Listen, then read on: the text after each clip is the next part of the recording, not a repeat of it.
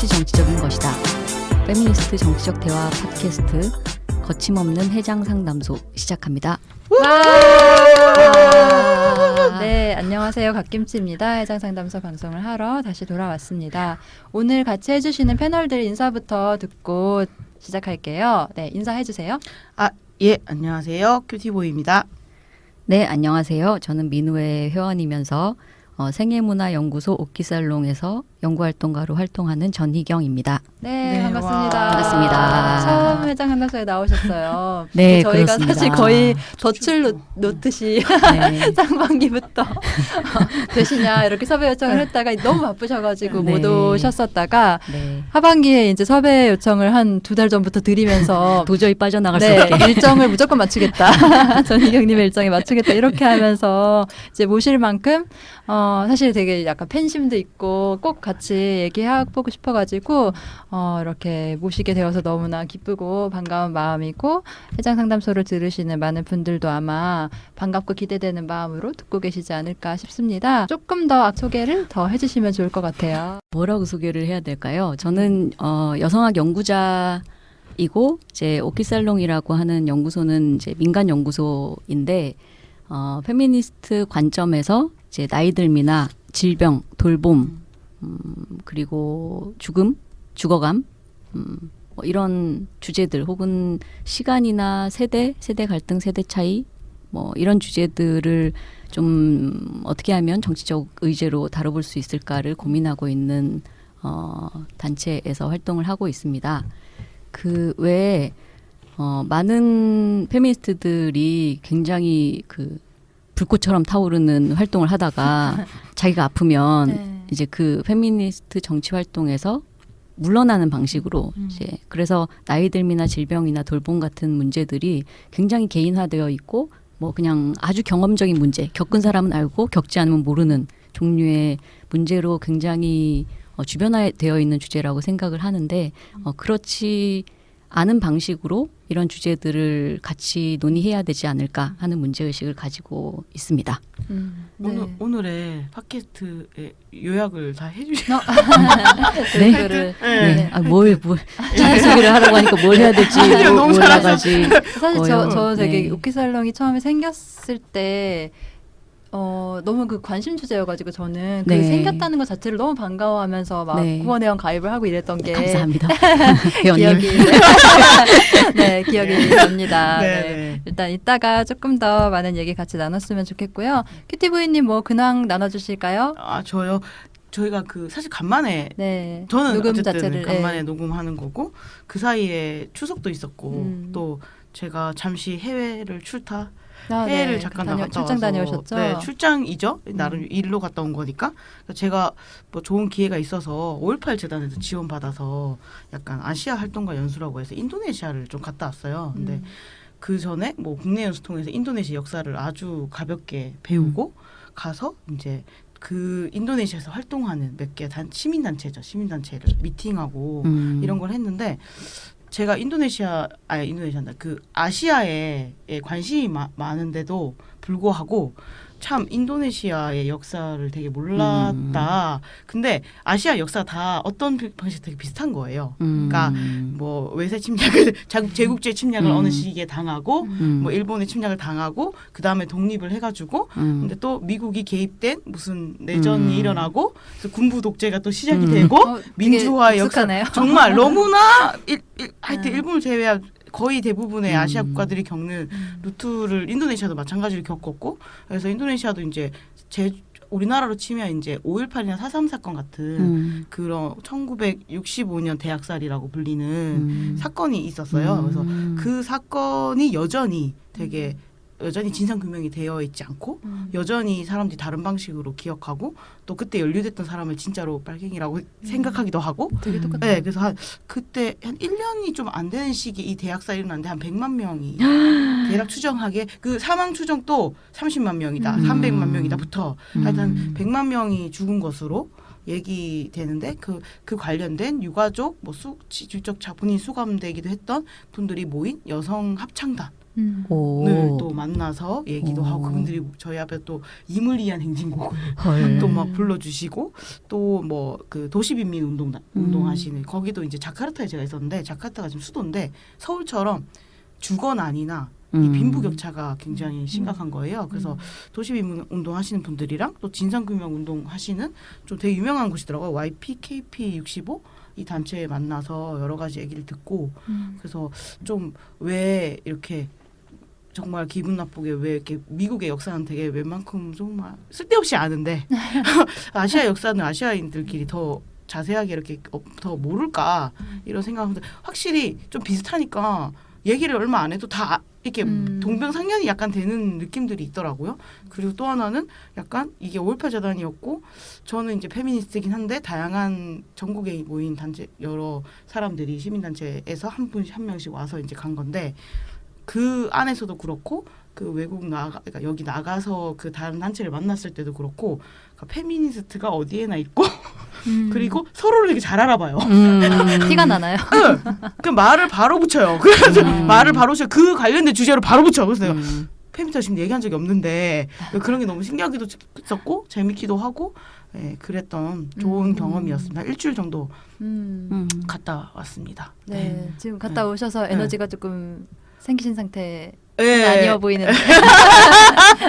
갔다 왔더니 또 이제 네. 좀 몰라 이러면서 갔다 와 생각하지 뭐 이런 모든 것들이 이제 다 과거의 나에게 예, 좀 해놓고 받은 갈걸 일을. 이런 밀려오는 약간 네. 그런 상태입니다. 네. 근데 정말로 우리가 네. 막 국제연대 같은 거를 하거나 해외의 네. 페미니스트들이랑 네. 교류한다고 할 때 네. 보통 막 유엔 뭐 미국 뉴욕에 뭐 가서 이렇게 뭐 혹은 유럽에 있는 어떤 이제 사람들을 만나는 걸 주로 상상하고 그렇게 길이 뚫리는데 아시아 여러 나라들의 페미니스트들을 만나거나 이런 거는 상상조차 하기가 어렵고 기회도 훨씬 적은 것 같아요. 앞으로 약간 국제연대를 민우회가 그러니까요. 한다면 저는 진짜로 그렇게 좀 뭐 동아시아 페미니즘 역사 네. 이런 거를 좀 책이라 좀 나왔으면 좋겠고 막 이런데 제가 또 너무 영어를 못하기는 해가지고 자, 근데 갔는데 그쪽도 영어를 못하니까 너무 좋더라고요. 아, 마음이 오히려? 편하죠. 네. 서로가 마음이 편해요. 그래가지고 그럴 그런 수도 것도 좀 있겠네요. 있었고 네. 네, 그랬습니다. 네, 네. 좋은 얘기네요. 네. 사연 보내주신 분이 조금 일상적인 걸 물어보는 사연을 오랜만에 보내주셔가지고 그거 소개하고 같이 얘기하면서 넘어가면 될 것 같은데요. 제가 먼저 이분의 사연을 읽어볼게요. 안녕하세요. 저는 데이지라고 합니다. 해장상담소 항상 유익하고 재밌는 방송 꾸준히 이렇게 하기가 쉽지 않은데 대단하다고 늘 생각하고 있어요. 활동가분들 정말 고생이 많으셔요. 방송까지 눈물. 제가 여성영화제 티켓 때문에 이렇게 급히 사연을 보내는 건 아닌데요. 네, 물론 아니겠죠. 이게 이거 드렸어요? 예, 드렸고 한참 전에 들어온 사연이에요. 네. 알고 있고요. 저의 고민은 해장상담소 패널분들은 보통 일상이 좀 지루하거나 권태롭다고 느껴질 때 뭘 하세요? 일상을 잘 가꾸고 만들어가는 것이 생각보다 굉장히 어렵다고 느낄 때가 많은데요. 하루하루를 뿌듯하고 기분이 너무 좋게 지낼 수 없다는 건 알지만 그래도 조금 더 알찬 생활을 만들고 싶은데 일하고 뭐 집에 가고 뭐 이런 반복, 가끔 운동도 있기는 한데 이것도 사실 너무 스트레스고 지치고 그렇더라고요. 다른 분들은 어떻게 저녁 시간을 보내시나 궁금하기도 해서요. 혹은 어떤 생활 기획 같은 거를 고민하시는지 누구랑 보내시는지 해장상담소 분들에게도 푸념이라면 푸념이고 고민이라면 고민을 나눠봅니다. 날도 더운데 이때는 더운 때였나 봐요. 네, 지금은 가을이죠. 날도 더운데 꾸준히 녹음하시느라고 애 많이 쓰시죠? 벌써 100회가 넘는 시간 동안 페미니스트로서 힘들거나 친구가 필요할 때 찾을 수 있는 해장상담소 많이 좋아하고 응원합니다. 데이지 드림. 네, 사연 보내주셔서 너무 감사하고요. 일단 일상 사연 되게 간만이네요. 그쵸? 네. 그래서 저도 근데 가끔 이런 생각할 때 있거든요. 가끔 뭐 TV에서 나오는 누구이거나 아니면 팟캐스트에서 어떤 여성들 이제 얘기를 들을 때 저 사람은 저녁에 집에 가면 뭐 할까? 그런 게 되게 궁금해질 때가 있어요. 그냥 그 사람의 일상이 궁금한 그런 마음이지 않을까 싶어가지고. 다정한 마음이네요. 그렇구나. 네, 그래서 어떻게 살고 있는지를 저도 이걸 보고 생각을 이제 하게 되기도 하고 내가 뭐 하고 살고 있지? 근데 제가 보통 일상이 좀 지루하거나 권태롭다고 느껴질 때 뭘 하세요? 라는 질문에 약간 당황했는데 제가 왜 저를 잘 아는 제 주변 지인한테는 얘기를 해서 알고들 있지만 제가 평생을 지루하거나 심심하다는 느낌이 뭔지를 모르고 사는 사람이거든요. 저도요. 아, 그러세요? 네. 그렇구나. 그래서 어쩌지라고 네. 생각하고 있었어요. 저는 진짜 그게 뭔지를 네. 모르겠어요. 제 머릿속 왜냐면 저는 이제 전희경님은 어떤 것 때문일지 모르겠지만 저의 경우에는 제 머릿속에 항상 너무 와글대고 와글와글거리고 항상 되게 약간 개걸스럽다고 느껴질 정도로 뭔가를 하고자 하는 마음. 그러니까 아 해야 되는데 이것도 해야 되는데 저것도 해야 되는데 막 저것도 하고 싶고 이것도 하고 싶은데 하지만 하지 못해 난 쓰레기야. 약간 이런 마음이 되게 디폴트 값이어가지고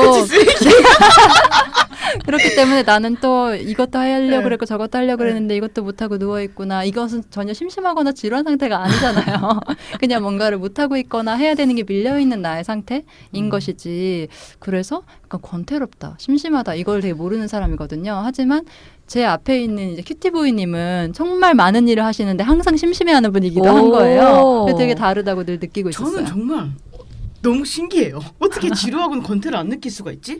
매 순간 느끼는데. 그러니까 저는 오히려 어떤 사람들이 너는 그건 내가 볼 때 그냥 지루한 거잖아. 너는 외로움을 느끼니? 이런 류의 질문을 받아볼 정도로 제가 약간 외로움과 지루함이 구분이 안 갈 정도로 저는 좀 그러니까 대체적으로 지루해요. 지루하고 권태롭고. 근데 이 얘기를 하면 어떻게 그 많은 어떤 자극적인 걸 하고 사는 네가 그렇게 지루하고 권태로서 내가 볼 때 세상이 제일 재밌어 보인다라고 얘기하는데 그러니까 세상 제일 재밌는 걸 찾아다니는 거예요. 지루하고 자극적인 너무 거. 권태로우니까요. 근데 문제는 뭐냐면 이게 약간 악순환이에요.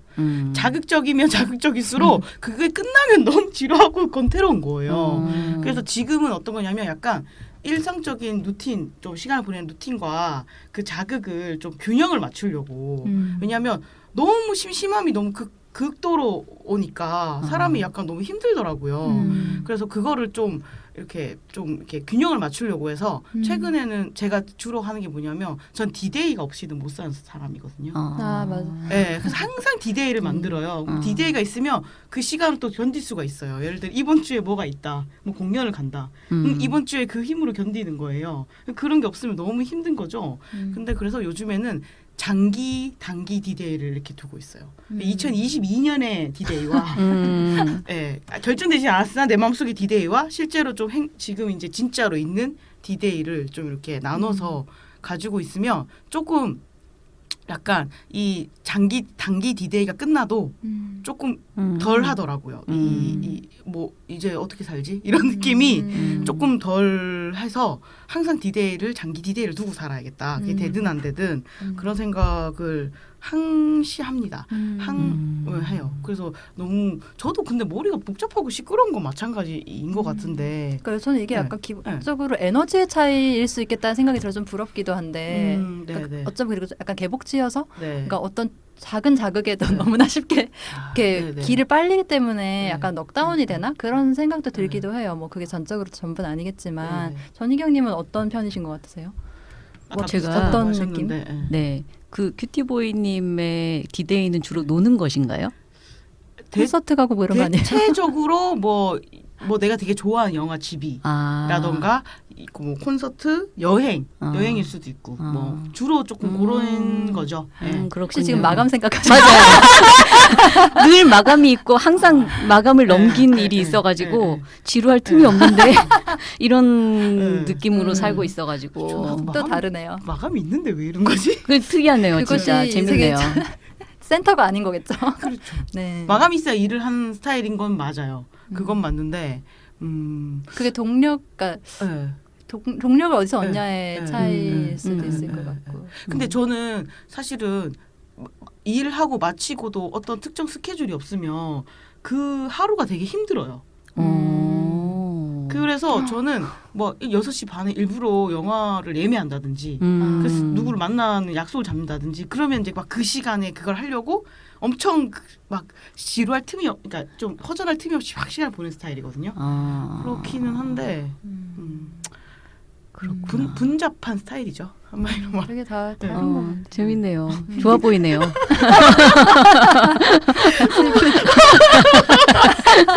근데 그렇지만 저는 그냥 생긴 대로 산다고 생각하고 있습니다. 네, 뭐 제가 이렇게 그래 나도 앞으로는 뭐 그런 장기 단기 디데이를 만들면서 살아야지라고 한다고 그렇게 살 수 있을 것 같지는 않고 그냥 자기 자신을 잘 알고 난 이런 사람이구나 이렇게 생각하면서 사는 거 아닐까요? 그러면 그 마감이 있잖아요. 네. 그러면 전희경님은 마감이 있으면 그 마감을 향해 이렇게 꾸준히 이렇게 그럴 리가요. 그 막판에 달리시잖아요. 그죠? 그럼요. 왜냐면 꾸준히 할 그 즈음에는 또 이미 지나간 나는- 마감을 또 해야 되는 상황이기 때문에 전반적으로 계속해서 파도와 같이 몰려드는 이제 음. 마감이 있고, 음. 네, 그렇죠. 아. 네. 그 그 위에서 와중에 헤엄치는. 이 방송에 나와주신 게 다시금 되게 고맙게 느껴지네요.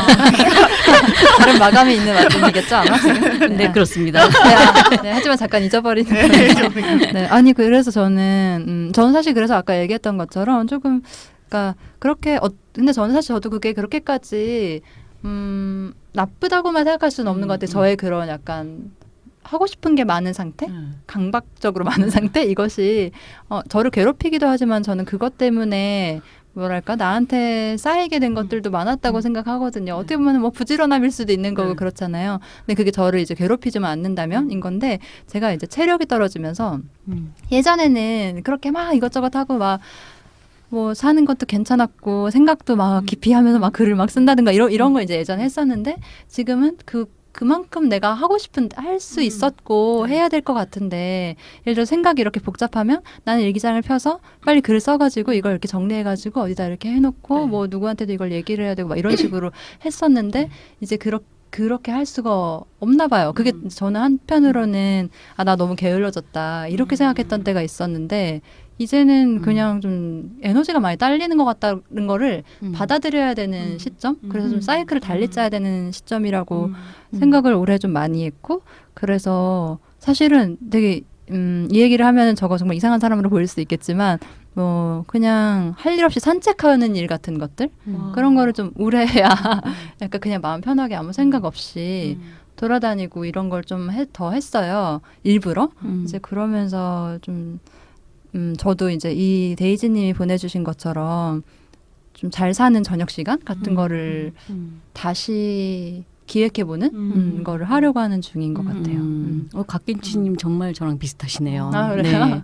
저도 그런 아무 쓰잘데기 없는 활동 같은 어. 것이 삶에서 되게 큰 휴식이 되는 종류의 사람인데 사실 저는 이게 얘기를 하다 보니까 오늘 우리 주제하고도 굉장히 연결되는 이야기인 것 같아요. 저는 평소에 제가 이렇게 계속 이제 할 일이 많고 인생은 아깝고 막 더 할 일이 중요한 일들이 있고 할 수 있다면 더 하고 싶고 막 이런 식의 상태.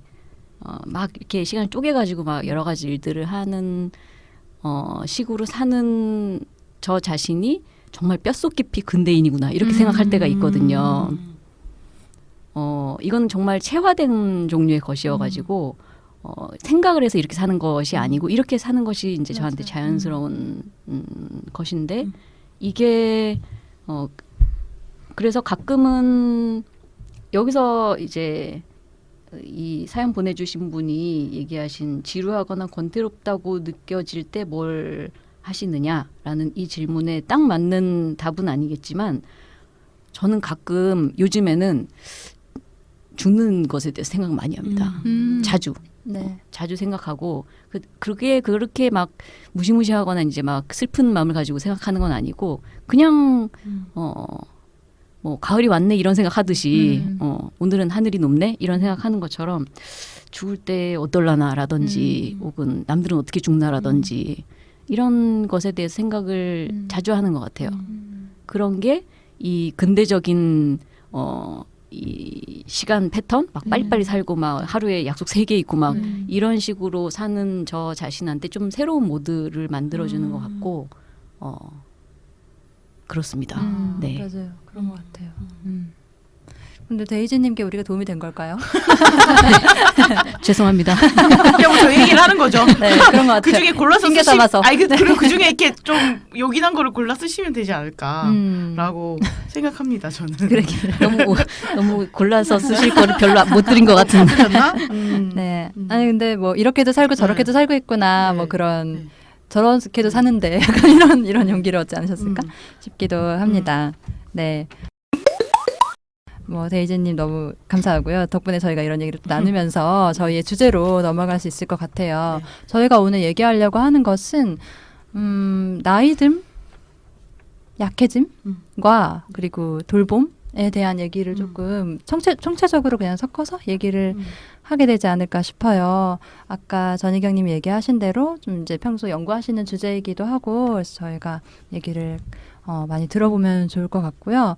먼저 그 시작으로 나이듦 자체에 대한 얘기부터 특히 여성의 나이듦, 여성의 젊음에 대해서 먼저 얘기를 해봤으면 좋겠어요. 이제 젊은 여성들, 20대, 10대 여성들은 이제 나는 여자가 아니라 사람이다라고 이제 되게 강변하게 되는 순간들이 있고 또 노인이 된 여성들은 나도 여성이다라고 이제 주장하게 되는 그런 순간들이 있는데 이제 요 장면에서 도대체 나이가 여성에게 무엇이길래 이런 마음들을 불러일으키고 우리가 거기에 공감하게 되는 것일까 그 얘기부터 좀 해볼까요?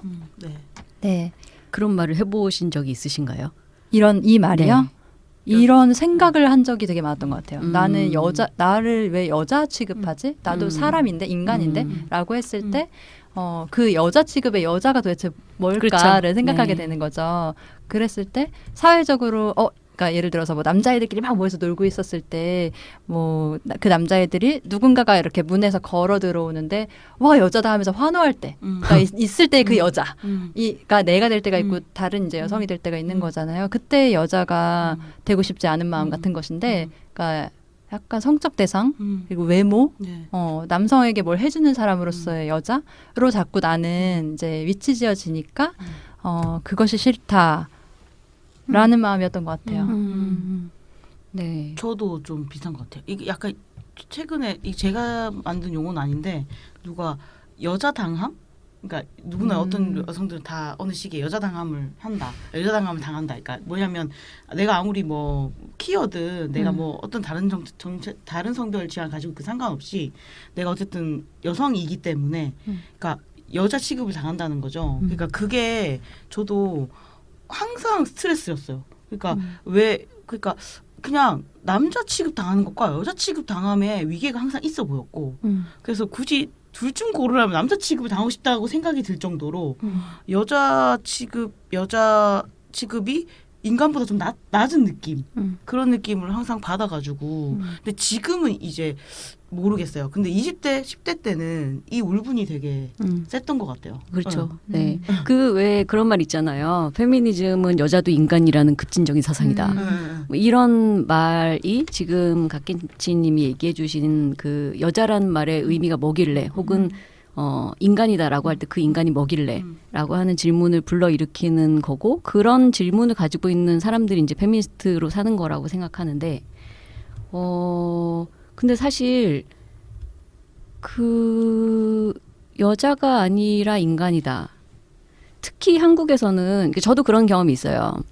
이 젊은 여자 취급, 어린 여자 취급. 아가씨. 네. 아유 씨. 저도 모르게. 너무 싫잖아요. 네. 네. 그 어떤 분열 같은 것이 있죠. 그래서 어린 여자의 인기와 어린 여자 취급이 있고 그래서 여성들 사이에서 굉장히 크게 반목하게 되는 어떤 구조가 있고 그건 근본적으로 이제 이 여자란 단어를 이제 뭐라고 보느냐 사회에서 이런 것에 관련된 이야기일 텐데 저는 이 아까 말씀하신 여자가 아니라 인간이다라는 이 말에 등장하는 여자랑 어떤 나이 든 여성들이 나도 여자다라고 얘기할 때 그 여자라고 하는 말의 의미가 같은 것인가?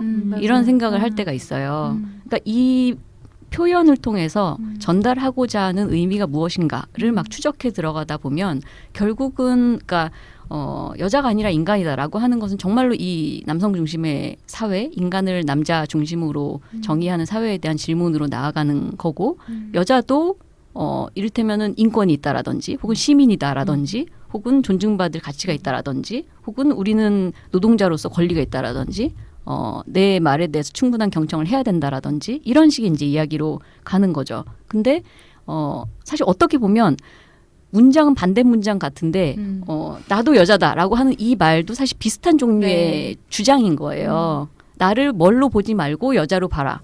나도 여자다라고 하는 그 말을 통해서 전달하고 싶은 것은 나도 욕망이 있는 인간이고 혹은 어떤 종류의 관계에 대해서 추구하는 인간이고 이런 거라고 생각하거든요.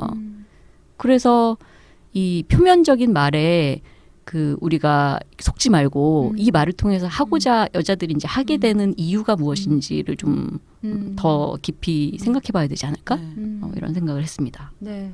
저도 이 나도 여자다 이게 일종의 약간 무존재 완전히 좀 나이 든 여성이 아예 안 보이는 존재가 되는 거 있잖아요. 그죠? 그거에 네. 대한 뭔가 네.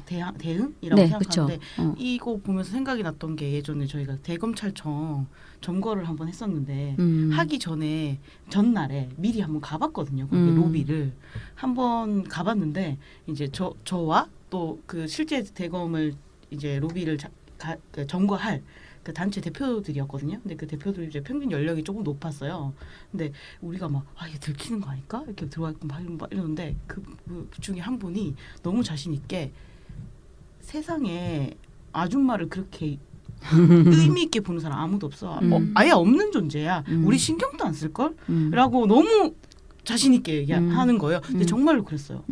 계속 몰려가는데도 그렇게까지 강하게 저지하지 않았어요. 그러니까 그게 남자였으면 바로 알았을 거고 심지어 한 20대, 30대 여성들이었다 하더라도 이상하게 미리 저지가 되게 셌을 거예요. 근데 그게 평균 50대 이상의 여성들이 모여 있을 때 무존재, 사회에서 아무런 집중도 하지 않는 거라는 걸 되게 너무나 살면서 잘 알게 그래서 이 말과 그게 되게 연결되는 느낌을 지금 제가 좀 받았네요. 생각이 났어요. 네. 거의 단두대우를 권리네요. 네. 저지당할 권리. 맞아요. 네, 진짜.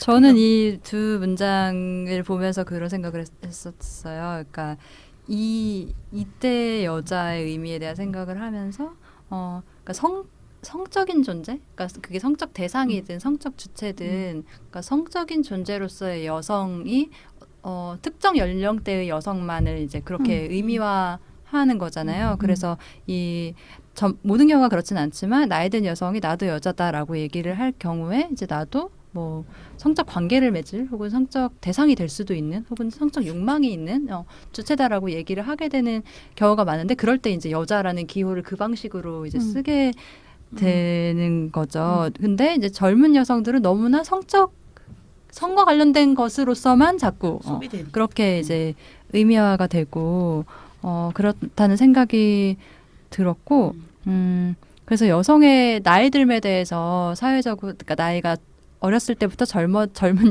여자가 되고 아줌마 할머니 혹은 엄마, 할머니 이렇게 이제 넘어가는 그 삶의 흐름 그리고 그 속에서 내가 여자임을 어떻게 이해하고 있는가에 대한 이야기가 너무 되게 제한적으로만 되어 있는 문제가 이런 문장들을 통해서 보여진다라는 생각이 들었어요.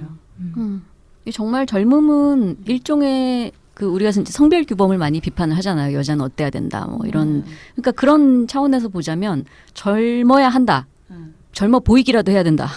라고 하는 것이 사실은 거의 이 여성성 규범이죠. 그냥 사람들이 이제 나이가 뭐 누구나 나이 드는 거고 세월 앞에 장사가 없고 이렇게 얘기를 하지만 실제로는 굉장히 규범이고 그래서 그것을 구현하려고 노력을 하고 아주 막 오디션 프로에 나오는 아주 어린 소녀들도 어떤 젊은 여성성 같은 것을 이제 흉내내고 재현하고 그리고 뭐 특히 한 40대 여성들일까요? 네. 뭐 지금은 너무 이렇게 계급차가 벌어져가지고 어떨지 모르겠네요. 근데 어떤 나이대를 넘어가고 나면 이제 꽃다운 나이 혹은 제일 뭐 잘 나간 나이, 인기 있는 나이, 모든 남자들은 연령에 상관없이 20대 여자를 좋아해. 뭐 이런 식의 얘기에서 등장하는 혹은 여자의 나이는 크리스마스 케이크와 같다. 이런 얘기에서 등장하는 네.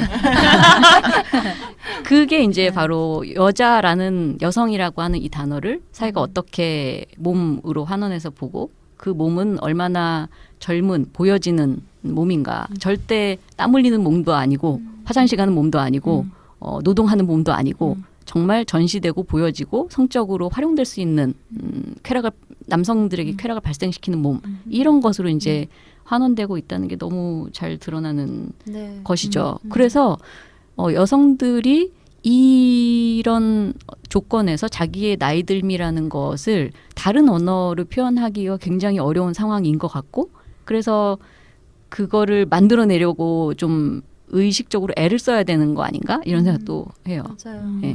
그러니까 나도 여자다 이 말 말고 우리가 나이 드는 것에 대해서 할 말이 되게 훨씬 많지 않나. 그것을 표현해주는 다른 언어들을 좀 발굴해야 되는 거 아닌가? 맞아요. 약간 연결해서 조금 다른 각도일 수도 있을 것 같은데 그 최근에 그 서울국제 여성영화제 했잖아요.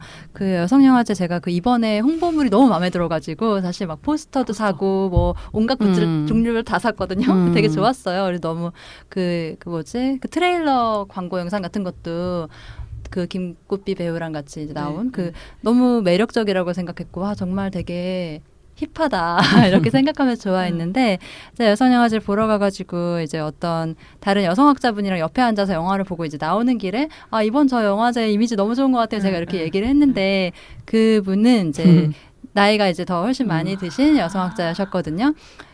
자 이제 본인이 이제 느낀 거를 저에게 얘기해 주시기로 너무 젊은 사람 50대. 위주의 이제 이게 사실은 여성영화제가 20년이 된 영화제고 이제 그 20년 전부터 여성영화제 막 밤새가면서 영화 보고 이런 이제 추억을 계속 20년 동안 이제 같이 지내온 페미니스트들로서는 너무나 조금 소외감이 이제 들 수 있다는 거예요. 이제 그런 얘기를 듣고서 저는 한 번도 그걸 생각해 본 적이 없다는 것을 깨달았고 이제 이번 여성영화제 캐치프레이즈가 뭐 벽을 깨는 얼굴들이었잖아요. 그래서 그 페미니스트 혹은 여성들의 얼굴을 우리가 어떤 얼굴로 상상하고 있는가를 좀 보여주는 이제 홍보물이었는데 다 젊은 여성들이었잖아요. 다양한 외모의 젊은 그 여성들. 한계는 생각하지 못했어요. 너무 네, 커서 저도 너무 생각을, 좋아서. 네, 저도 그걸 생각을 못했고 여성영화제 측에서는 아마 이제 고민했을 수도 있을 것 같아요. 이제 새롭게 부상하는 페미니즘 대중들이 있고 이제 명확한 타겟팅을 통해서 얻을 수 있는 이제 홍보 효과라는 것이 있는 것이니까 그런데 이제 젊은 사람 위주로 안 그래도 이제 문화가 돌아가는 것, 특히 이제 여성의 젊음이 어떻게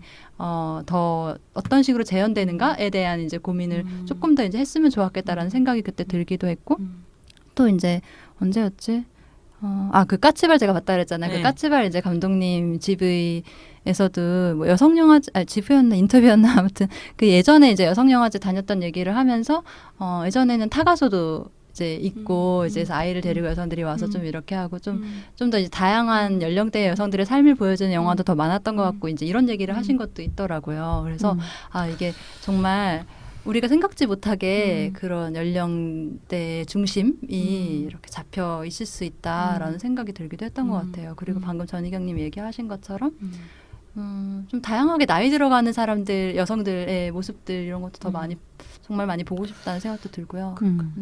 저는 그 한계적이라고 생각하긴 하는데 저희 어머니가 이제 어머니 그 강경화 장관 얘기를 되게 많이 해요. 외양에 대해서. 그러니까 본인이 너무 신기한 거. 그러니까 자기 자기 세계관에 없는 사람인 거예요. 근데 물론 강경화 장관 되게 사실 그 성공한 여성이고 성취를 한 여성이고 뭐 그런 한계도 있기도 하지만 그 염색을 안 한 여성이 TV에 등장하고 요즘에 또 그 앵커들 중에 이제 안경 낀 여성이 등장하고 이런 게 한편으로 또 한계가 있는 것만큼 또 어떤 식의 약간 변화를 좀 만들어낼 수도 있지 않을까 묻더라고요. 너도 나이가 들면 염색을 하지 않을 거냐. 그리고 왜 염색을 저 사람은 왜 염색을 안 하는 것 같냐? 제가 알 수가 없죠. 근데 하여튼 그런 질문을 한다는 것은 당연하게 나이가 들었을 때 까만색으로 염색하는 것, 한 8, 90이 되지 않은 이상 염색하는 것이 굉장히 사회적 규범, 여성의 규범인데 그게 그 규범이 그러니까 어쨌든 자기가 TV에 많이 나오는 어떤 유명인이 안 그러고 나올 때 좀 깨지는 거예요.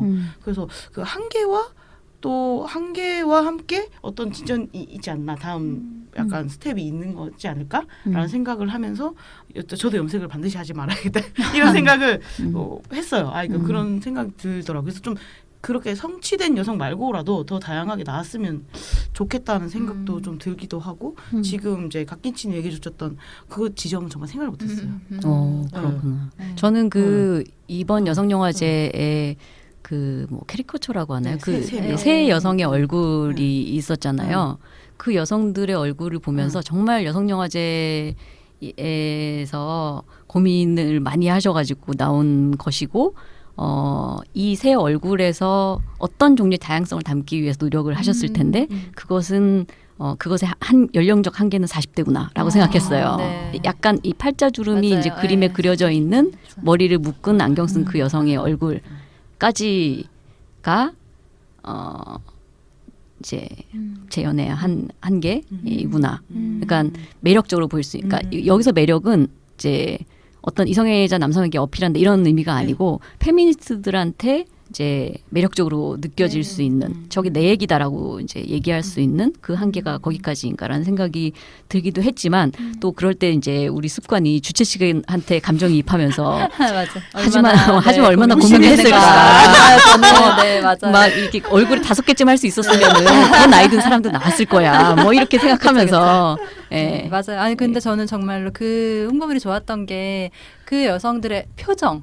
그 무표정하고 약간 네. 웃지 굉장히, 않는 여성. 네, 너무 그러니까 좋았어요. 도발적인 맞아요. 표정인데 저는 한편으로는 또 그 나이 든 사람이 한국 사회에서 가지고 있는 권위라는 것도 있잖아요. 권력도 있고 그랬을 때 이제 저도 이제 그 생각을 이제 하게 되는 거죠. 그래 그러면은 50대 60대 여성이 그 표정 근데 너무 그 표정은 또 다른 느낌을 발생시킬 수도 있었던 거예요. 그럼 이제 훨씬 더 복잡한 고민들을 해서 훨씬 더 다른 컨셉의 이제 이미지를 만들었어야 했겠다.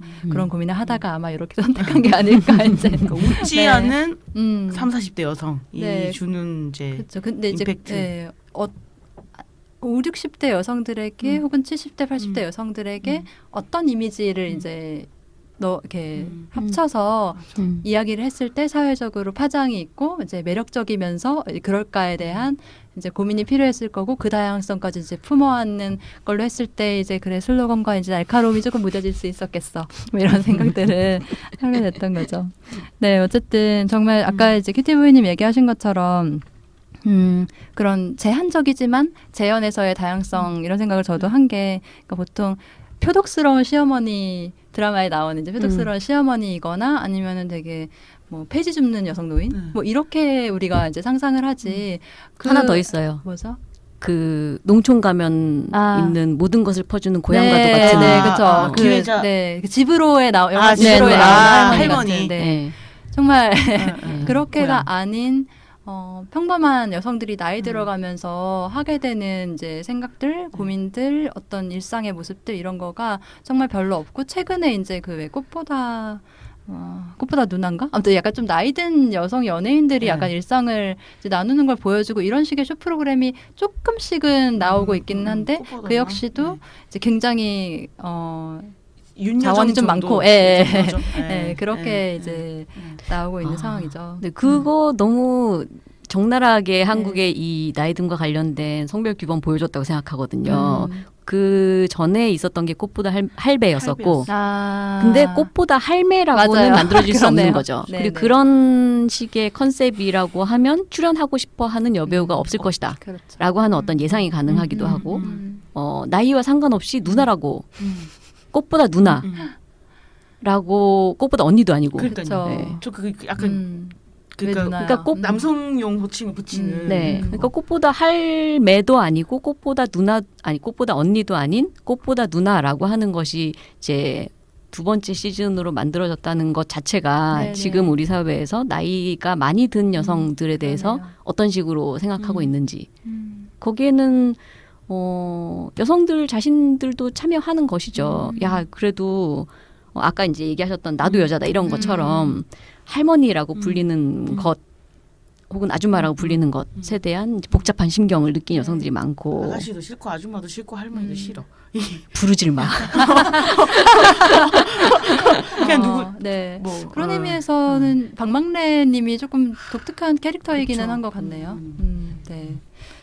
네, 그런 생각들을 하고, 근데 이것이 이제 그런 여성의 나이 듦에 대해서 사회적으로 어떤가에 대한 얘기이기도 하고, 또 이 생각을 계속 하다 보면은 나의 나이 듦에 대해서 또 이제 고민하게 되기도 하는 것 같아요. 이거는 또 약간 다른 맥락일 수 있을 것 같은데, 사실 이제 늙기 싫고 아프기 싫고 약간 그런 마음과 하지만 이제 다른 종류의 이제 나이 듦에 대한 얘기가 필요해라는 마음과 이런 게 막 가끔 엉켜가지고 막 혼란스러울 때가 있는 거죠. 그러니까 나는 그래 여성도 꼭 젊은 여성만이 가치 있는 게 아니라 나이 들어가고 있지. 그리고 주름살이 어떤 꼭 그런 부정적인 의미가 아니어야 하지 않겠어? 하지만은 주름이 생기는 걸 보면 기분이 나쁘고 막 이런 식의 이제 마음들을 갖게 되기도 하는 거죠. 그리고 또 주변에서 뭐 혼자 살거나 이제 결혼 안 하거나 이런 거에 대해서 막 뭐라고 할 때 꼭 너 늙어서 나중에 후회한다는 둥, 널 누가 돌봐주냐는 아프면은 둥. 뭐 너 그때 가서 어쩐다는 둥 이런 게 되게 실질적인 공포로 다가오기도 하는 것들도 있고요. 이런 거에 대한 얘기를 좀 더 해볼까요? 저는 이제 제가 페미니스트이기도 하지만 또 이제 나름 이제 그냥 80년대생으로서 그러니까 독립 자립 이런 게 굉장히 중요한 가치로 교육을 받았어요. 특히 이제 그 전희경님의 그 논문 박사 논문을 제가 되게 굉장히 재밌게 읽었었는데 예, 감사합니다. 예. 부끄럽네요. 거기에 이제 뭐 그런 거 나오잖아요. 여성들을 되게 이렇게 분석하시면서 뭐 어떤 시대에 어떤 여성은 가족의 딸이었고 어떤 시기에 또는 엄마의 아들이었고 이런 식. 그러니까 저는 엄마의 아들이었다. 그리고 항상 너는 여자니까 더 독립하고 자립하고 더 똑똑해야 된다라는 것을 되게 많이 내면 가치화하면서 살았고 그게 또 페미니즘이랑 그렇게 어긋나지 않았어요. 근데 어느 시점에 이제 저도 부모님이 늙는 게 이제 보이고 저도 이제 어떤 저의 몸이 약간 다르고 이러면서 한 번 또 돌봄, 의존 이런 거에 대해서 독립이나 자립만큼 중요하게 생각하지 않았고 고민해보지 않았다는 생각을 되게 뼈저리게 요즘에 하게 되는 시점이 오더라고요. 그러면서 이제 지금 얘기했던 이 고민이 다 맞물리는 고민인데 그러면서 내가 독립 자립이 안 되는 존재를 내 자신이 그렇게 되는 것도 되게 부끄럽고 비참하고 그렇게 타자화했구나. 그래서 타인도 그렇게 봤을 거고 아마. 근데 그게 이제 내가 될 때 이제 더 무섭고 이런 고민들이 한 1, 2년 사이에 급격히 좀 몰려왔어요. 뭐 계기도 있긴 했지만. 예. 그래서 어떠신지. 제가 이 주제로 이제 오키살롱에서 활동을 하면서 여기저기에 특강을 다니는데 얼마 전에 이렇게 대상자까지 얘기해도 되나? 하여튼 어떤 서울시에 사는 이제 어떤 사람들을 대상으로 한 특강을 하면서 설문조사 같은 것을 간단히 했었어요. 질문이 2개였었는데 하나는 내가 만약 치매나 아니면은 아주 집중적인 1:1 돌봄이 필요한 어떤 질병에 걸린다면 이 첫 번째 질문이고 두 번째는 내가 만약 다음 주부터 바로 누군가를 전적으로 돌봐야 되는 책임을 갖게 된다면 이게 두 번째 질문이었었어요. 한 250명 정도의 답변을 받아보았는데 연령대는 20대부터 60대까지 50대 말 정도까지의 뭐 여성도 있고 남성도 있고 뭐 그런 집단이었었는데 정말 대부분의 경우가 자기가 아픈 것에 대해서는 생각하고 싶지 않다. 생각하고 싶지 않다. 가족한테 짐이 될까봐 두렵다. 요양원에 가겠다. 죽겠다는 없었나요 혹시? 많았습니다. 그랬을 것 같아요. 그 얘기를 아주 구체적으로 가장 인상적이었던 답변이 2개의 질문에 대해서 모두 안락사를 알아본다라고 적은 분이 있었어요. 50대 남성이었었는데 내가 아파도 안락사를 알아보고 네가 아파도 안락사를 알아보는. 네. 공포가 있는 거죠. 네, 굉장히 큰 공포가 있고 그리고 사실은 많은 경우 이제 공포라고 하는 게 잘 몰라서 생기는 것들이잖아요. 구체적으로 생각하지 않을 때 이제 지금의 내가 중심적인 가치라고 생각하는 것에 타자 그 반대편으로서 약간 미지의 영역으로 자기가 구성한 어떤 공포가 있다고 저는 생각하거든요. 근데 실제로는 사람이라고 하는 그 종은 특히 지금과 같은 의료화된 사회에서는 그렇게 어느 날 갑자기 딱 죽고 이렇게 되지 않고 뭐 통계적으로는 거의 죽기 전에 한 10년 남짓 정도를 투병을 하다가 죽는 것이 한국의 지금 평균이거든요. 그러니까 10년 정도에 걸쳐서 서서히 점점 돌봄을 필요로 하는 상태로 되어 가다가 이제 죽음에 이르게 되는 것이 이제 뭐 통계에 뭐 어떤 허상이 있긴 하지만 어쨌든 그것을 우리가 생각하면서 자기의 늙음이나 이제 질병에 대해 생각을 해야 되는데 아주 극단적인 그러니까 치매하면 바로 그냥 벽에 똥칠을 하거나 막 불 지르거나 막 이런 종류의 것들을 바로 생각을 해버리는 건 거죠. 그러면 당연히 두려울 수밖에 없고 그러니까 과정이나 긴 시간에 걸친 삶으로 생각하지 않기 때문에 생기는 두려움도 굉장히 많다고 생각을 하고요. 네. 그리고 그런 것도 있는 것 같아요. 우리가 그동안 일단 저는 저의 연령대를 생각했을 때 그동안 살면서 사람이 어떻게 나이 들어가면서 돌봄을 받고 죽지를 본 경험상 그렇게 그게 너무 비참하게 느껴지는 걸 많이 본 거예요. 왜냐하면 사회적으로 너무 안전망이 없고 가족한테 다 맡겨져 있고 그리고 되게 무가치한 존재로 여겨지고 그 사람이 그런 걸 이제 보다 보니까 학습되어서 더 이제 그것이 아닌 거를 상상하기 어려워져서 공포가 더 커진 것도 있는 것 같아요. 지금은 정말 그렇다고 생각합니다. 네. 그리고 전 이제 작년에 이제 저희님이 작년에 저희 사업 중에 네. 부모 돌봄 비혼 아, 여성 네네네. 해서 토크쇼 같은 거 했었을 네. 때 되게 인상 깊었던 부분이 돌봄 받을 준비도 해야 된다. 네. 그런 얘기인데 되게 인상 깊어. 저도 그때 생각을 그때부터 계속 하게 돼서 알게 된 거는 돌봄할 두려움도 되게 크지만 내가 네. 누군가를 네. 이제 주로 원가족이겠죠. 음. 돌봄하게 될 두려움도 크지만 그것보다 돌봄받을 두려움이 더 크다는 거를 알게 됐어요. 돌봄은 그냥 괴로워도 하고 말 수 있을 것 같은데 돌봄 받는 거 어떻게 할 수 있을까?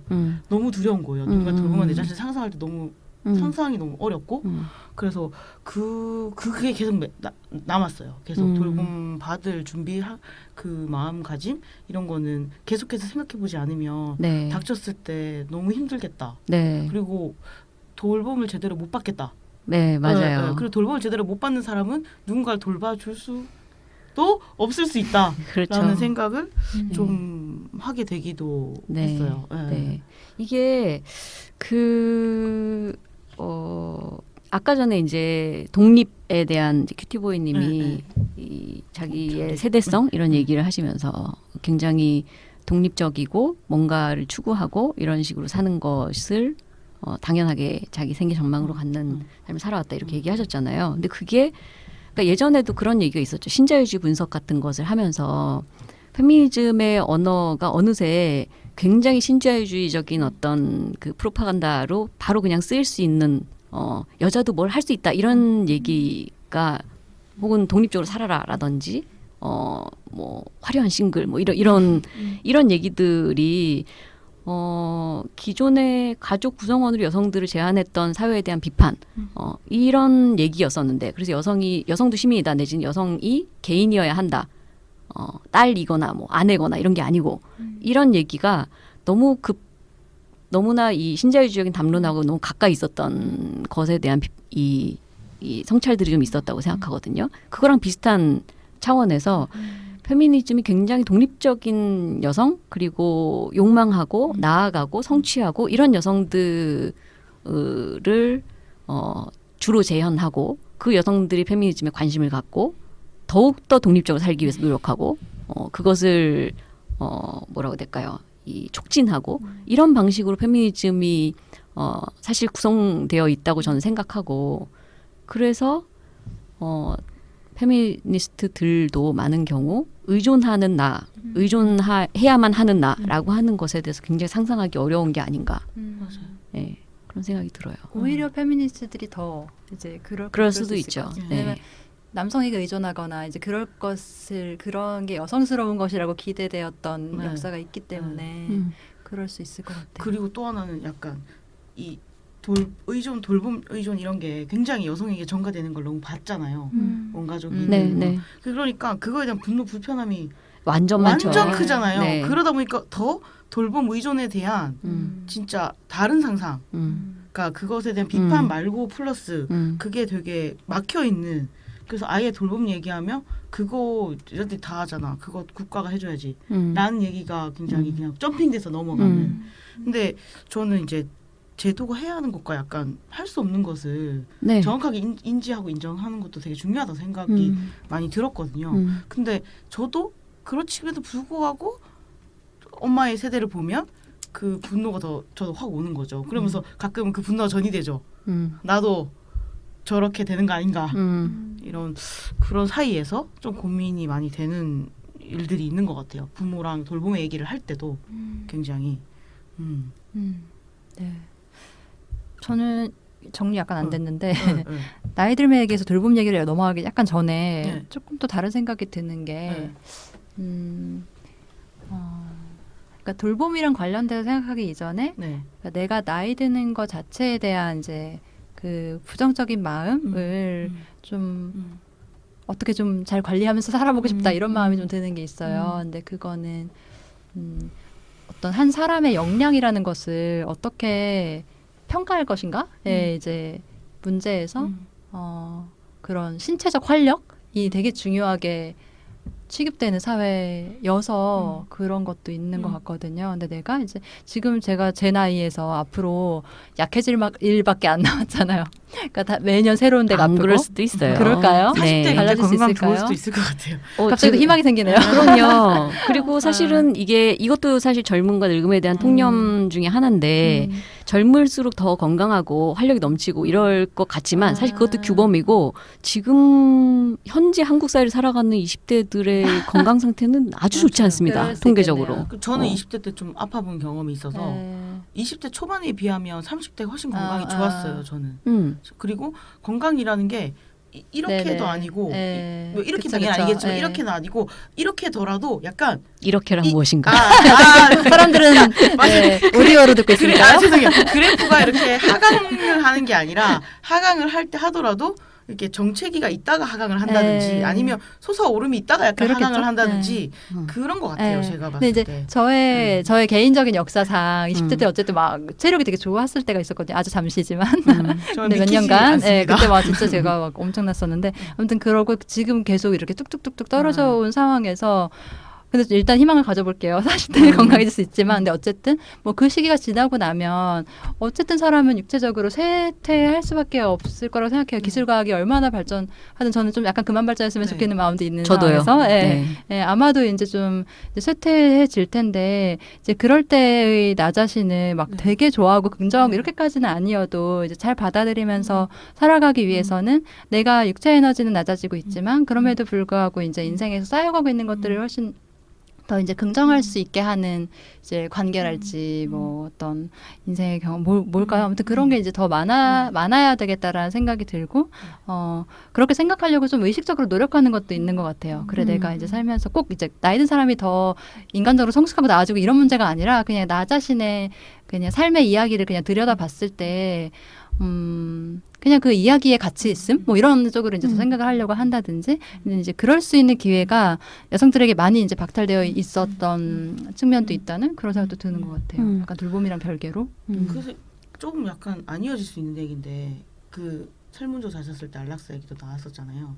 저는 그래서 가끔 너무 쉽게라고 표현할 수 있을까요? 안락사를 말하는 것에 대한 좀 싫은 마음, 저어되는 마음이 있거든요. 그러니까 그 얘기를 할 때 마치 좀 아프고 자립이 불가능한 사람은 죽는 게 낫다. 죽는 게 낫다. 죽어야 한다라고 맞아요. 하는 것 같아요. 네네. 저는 그런 방향의 저는 안락사 기본적으로 어느 정도 사회적 고민도 있어야 되고 뭐 할 수도 있다고 생각해요. 근데 그런 가치 관점에서 안락사를 얘기하는 것 되게 불편하고 위험하다.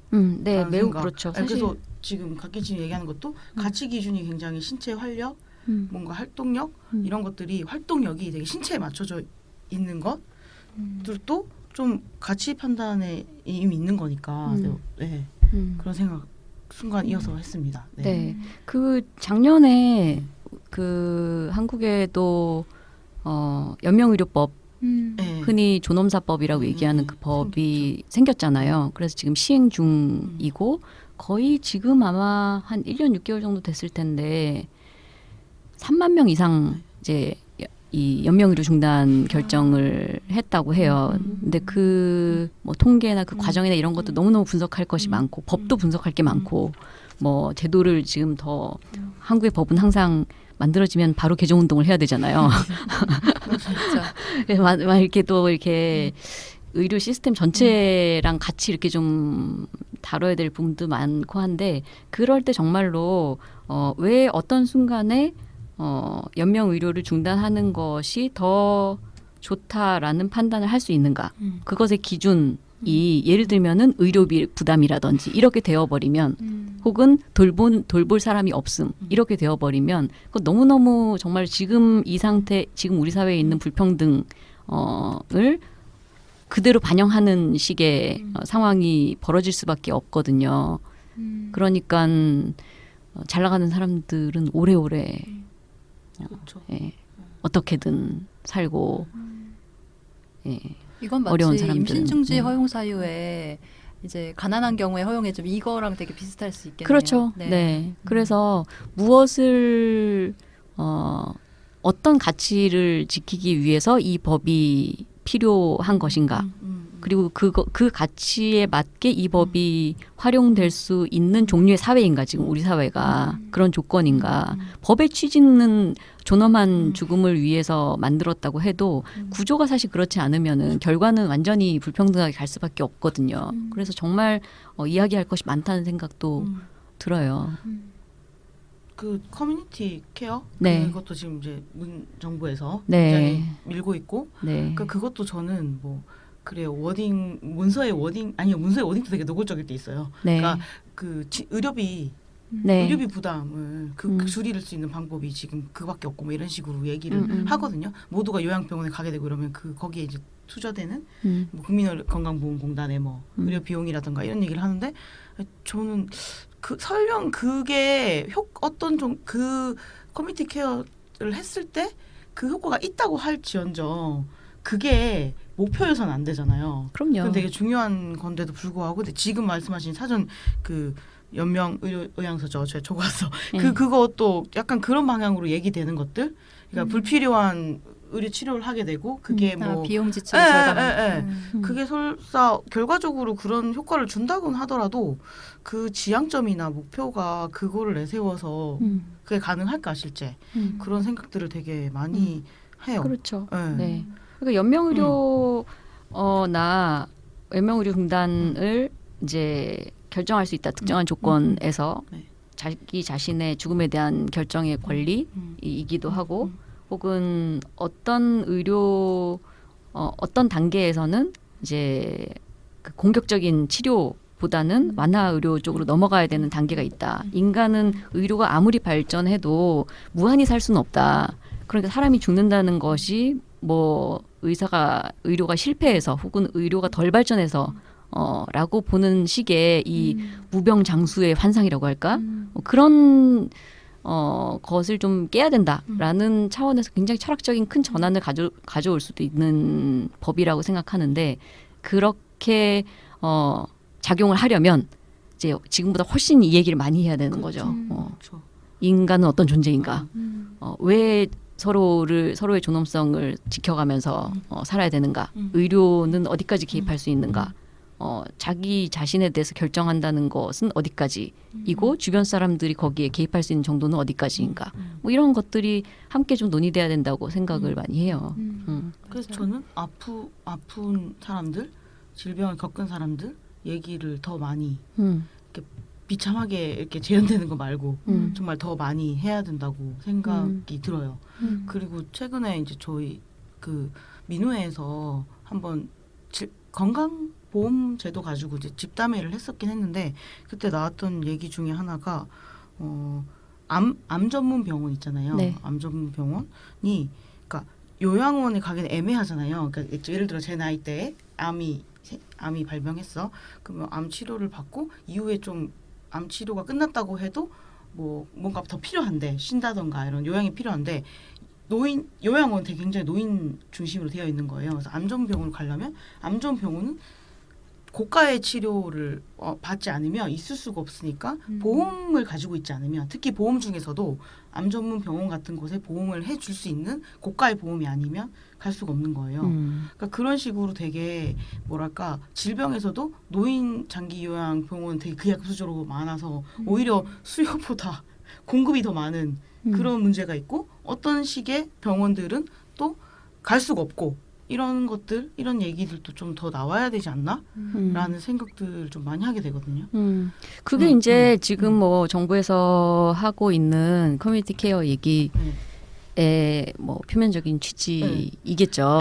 예, 인간이 굉장히 오래 그러니까 초고령 사회가 되었다라고 하는 것은 이제 그런 사회로 넘어간다는 것이고 굉장히 많은 시민들이 서서히 죽어간다는 얘기이고 그렇다면 그 한 사람의 뭐 아주 급성기 어떤 이 의료 개입이 필요한 상황과 긴 요양이 필요한 상황과 그렇죠. 그러다가 다시 조금 안 좋아져서 잠깐 입원해야 되는 상황과 하지만 다시 또 퇴원해가지고 한 3개월 누워 있어야 되는 상황과 하지만 그러다 보니 앞으로 계속 쭉 누워 있어야 되는 상황과 뭐 이런 것으로 연결되는 굉장히 다양한 어떤 곡선들이 있을 텐데 그것을 다 입원하느냐 집에서 가족이 돌보느냐 둘 중에 하나로 선택하는 것은 이제 실현 불가능 좋고 나쁘고를 떠나서 실현 불가능한 상태 이기 때문에 뭔가 새로운 종류의 이제 어떤 구조를 만들어야 된다 이런 취지일 거라고 생각하는데 문제는 이제 한국에는 커뮤니티도 없고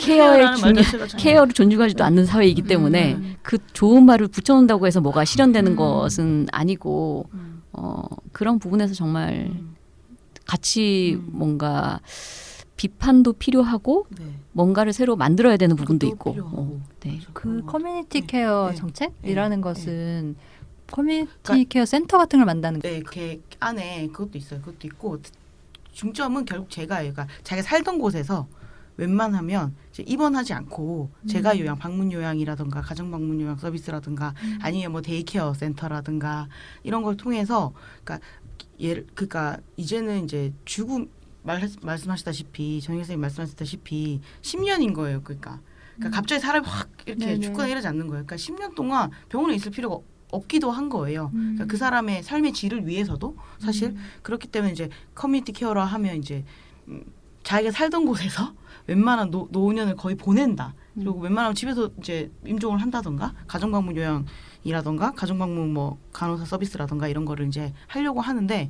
문제는 여기서 항상 부딪히는 게 그건 거잖아요. 재가 요양 분들도 90몇 프로가 여성이고 그리고 재가 요양으로 그러니까 저는 재가 요양이 기본적으로 지금 3시간 너무 심하다 생각하고 최소 6시간 8시간 정도는 보장해 줘야 된다고 생각은 하긴 하나 8시간 6시간만으로 그 사람이 한 사람이 다 케어되진 않거든요.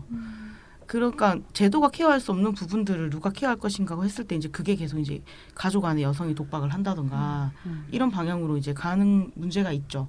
그래서 그거에 항상 딜레마가 오죠. 저도 개인적으로 딜레마가 와요. 어머니랑 돌봄의 얘기를 할 때 저도 항상 딜레마가 오는 게 제도가 아무리 잘 된다 하더라도 어쨌든 제도가 케어할 수 있는 부분과 오랫동안 이 사람을 알았던 원가족이랑 한계가 있긴 하지만 사람이 케어할 수 있는 부분이 분명히 역할이 있을 텐데 이 역할이 원가족 중에서도 내가 독박하는 것은 되게 부정의하고 그러면 이것을 내가 독박하지 않고 어떻게 나눌 수 있을까를 계속 이제 고민하게 되는 거죠. 네. 많은 이야기가 지금 한꺼번에 나왔는데 그러니까 우리는 페미니스트로서 일단 이 돌봄이 내 가족 안에서만이 아니라 전 사회적으로 되게 성별화되어서 역할 분담되어 있는 거 자체를 이제 문제시하고 있는데 이제 지금 설계되는 새로운 이제 정책들 그런 구상안들 이것이 그 성별화를 깨는 데에 과연 얼마나 이제 관심이 있는가를 생각하면 되게 답답해지는 이제 지점이 있는 것 같아요. 지금 시행되고 있는 뭐 간병인 제도나 뭐 간호조무사 이제 그 간호랑 간병을 통합해서 또 이제 하는 시스템으로 가잖아요.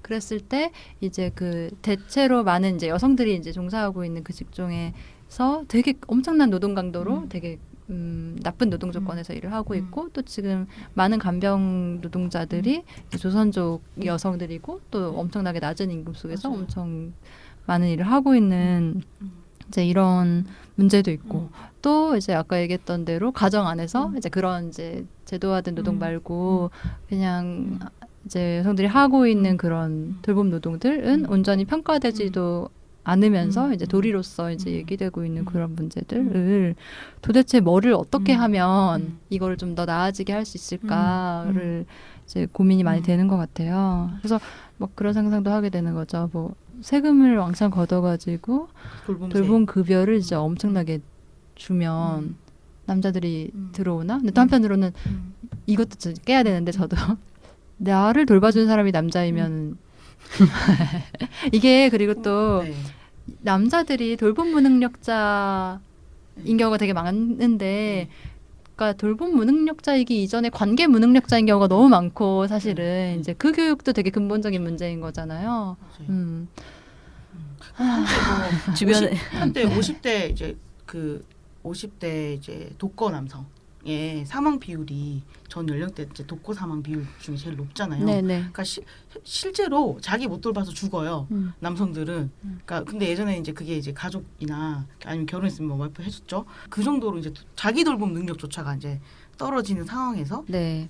일단 방금 얘기하신 그것은 서울시 아마 통계일 텐데 네. 고독사 관련된 통계가 일단은 지금 전국적으로 제대로 체계화되어 있지 않기 때문에 몇 년 전에 서울시에서 이제 그 조사를 했는데 완전히 확인된 고독사로 확인된 것에서 뭐 연령대 성별 교차시켜 봤을 때에 거의 70-80% 정도는 50대 남성으로 이제 완전히 전형화될 수 있을 정도로 그 얘기는 자기 돌봄이 어렵다는 것이기도 하고 다른 한편으로는 굉장히 사회적으로 아까 관계 무능력자라는 표현 쓰셨듯이 같이 이 돌봄에 을 거들어주거나 이제 함께 뭔가 삶을 일상을 보살펴줄 사람들과의 관계에서 완전히 고립되어 있었다는 뜻이기도 해요. 그래서 우에노 치치코 같은 학자가 고독사 방지하고 싶으면 고독생을 방지해야 된다. 되게 사람들과 많이 연결되어 있다가 갑자기 고독하게 죽지는 않는다 사람이. 그런 얘기를 했었죠. 그러니까 어떤 특정한 죽음의 현상에 대해서 우리가 문제의식을 갖는다면 그 사람이 그 이전에 어떤 식으로 살고 있었는지를 사실 봐야 되는 거고 그렇게 하다 보면 사실 아까 갓김치님이 얘기하셨던 대로 지금 한국의 어떤 전형적인 남성성 남자들의 삶이라고 하는 게 얼마나 관계 맺는 뭐 역량이랄지 혹은 돌봄의 역량 이런 것에서 멀리 있는가 이런 너무 중요한 문제라고 생각을 합니다. 네. 그래서 주변에 아주 급하게 이제 왜 우리가 그러니까 주변에 이제 어떤 소식들이 많이 들려오는가를 가지고 자기 나이를 막 실감할 때가 있잖아요. 장례식에 많이 가게 되고 뭐 친구를 한 달에 한 번씩 장례식장에서 만나고 막 네. 이렇게 혹은 여기도 친구 어머니가 아프기 시작했다가 친구가 아프기 시작하는 나이가 되고 이렇게 되죠. 그렇게 그러면서 이제 주변의 얘기들을 많이 듣게 되는데 정말 많이 하는 그 얘기는 남자 어디다 쓰냐 이거예요. 그러니까. 예, 그러니까 사실은 누가 이제 다 준비되었을 때 시작하고 질병이 찾아오진 않거든요. 언제나 질병은 느닷없이 그냥 찾아와요. 준비 안 됐을 때. 그러면 갑자기 자기의 이제 살던 이 패턴이나 시간 속도 같은 것을 이제 중단하고 이 간병에 어떤 식으로든 관여해야 되는데 그 관여하는 데에 너무너무 많은 사람들이 이제 같이 그거를 결정하고 혹은 몸을 움직이고 뭐 돈을 내고 이렇게 해야 되는데 거기에서 너무나 남성 가족 구성원들이 무능력하죠. 아무것도 할 수가 없고 할 오히려 말은 많지만 하지 않는다.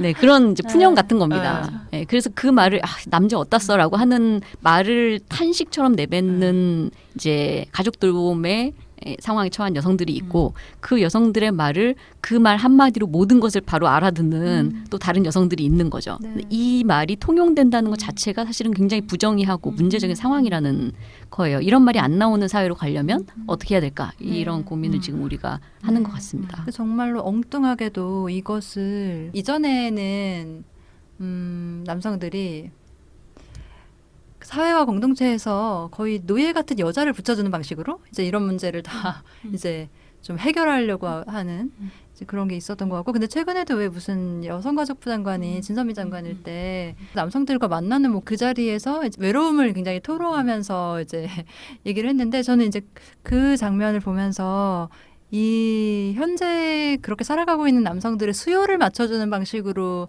움직여선 절대 안 되겠다라는 생각이 많이 들었어요. 그래서 그 수요를 맞춰서 이 사람들을 돌봐줄 사람을 붙이는 방식으로 막 결혼을 어떻게 하게 해준다든지 지금 농촌 남성들에 대해서 그렇게 이주 여성들과의 결혼을 추진하는 방식으로 이제 가정을 만들고 이들이 돌봄을 받을 수 있게 하고 이런 방식으로가 아닌 그걸로 나아가야 하겠다라는 생각을 되게 많이 하게 되는 그럼요. 것 같아요. 남성성 자체가 외로운 거라고 생각합니다. 네, 그게 문제인 것 같아요. 그러니까 남자 되길 그만해야 돼요. 그쵸. 외롭게 살고 싶지 맞아요. 않다면. 그래서 독거사가 좀 감지되는 사람에 대한 기본적인 긴급 지원은 있어야 된다고 생각해요.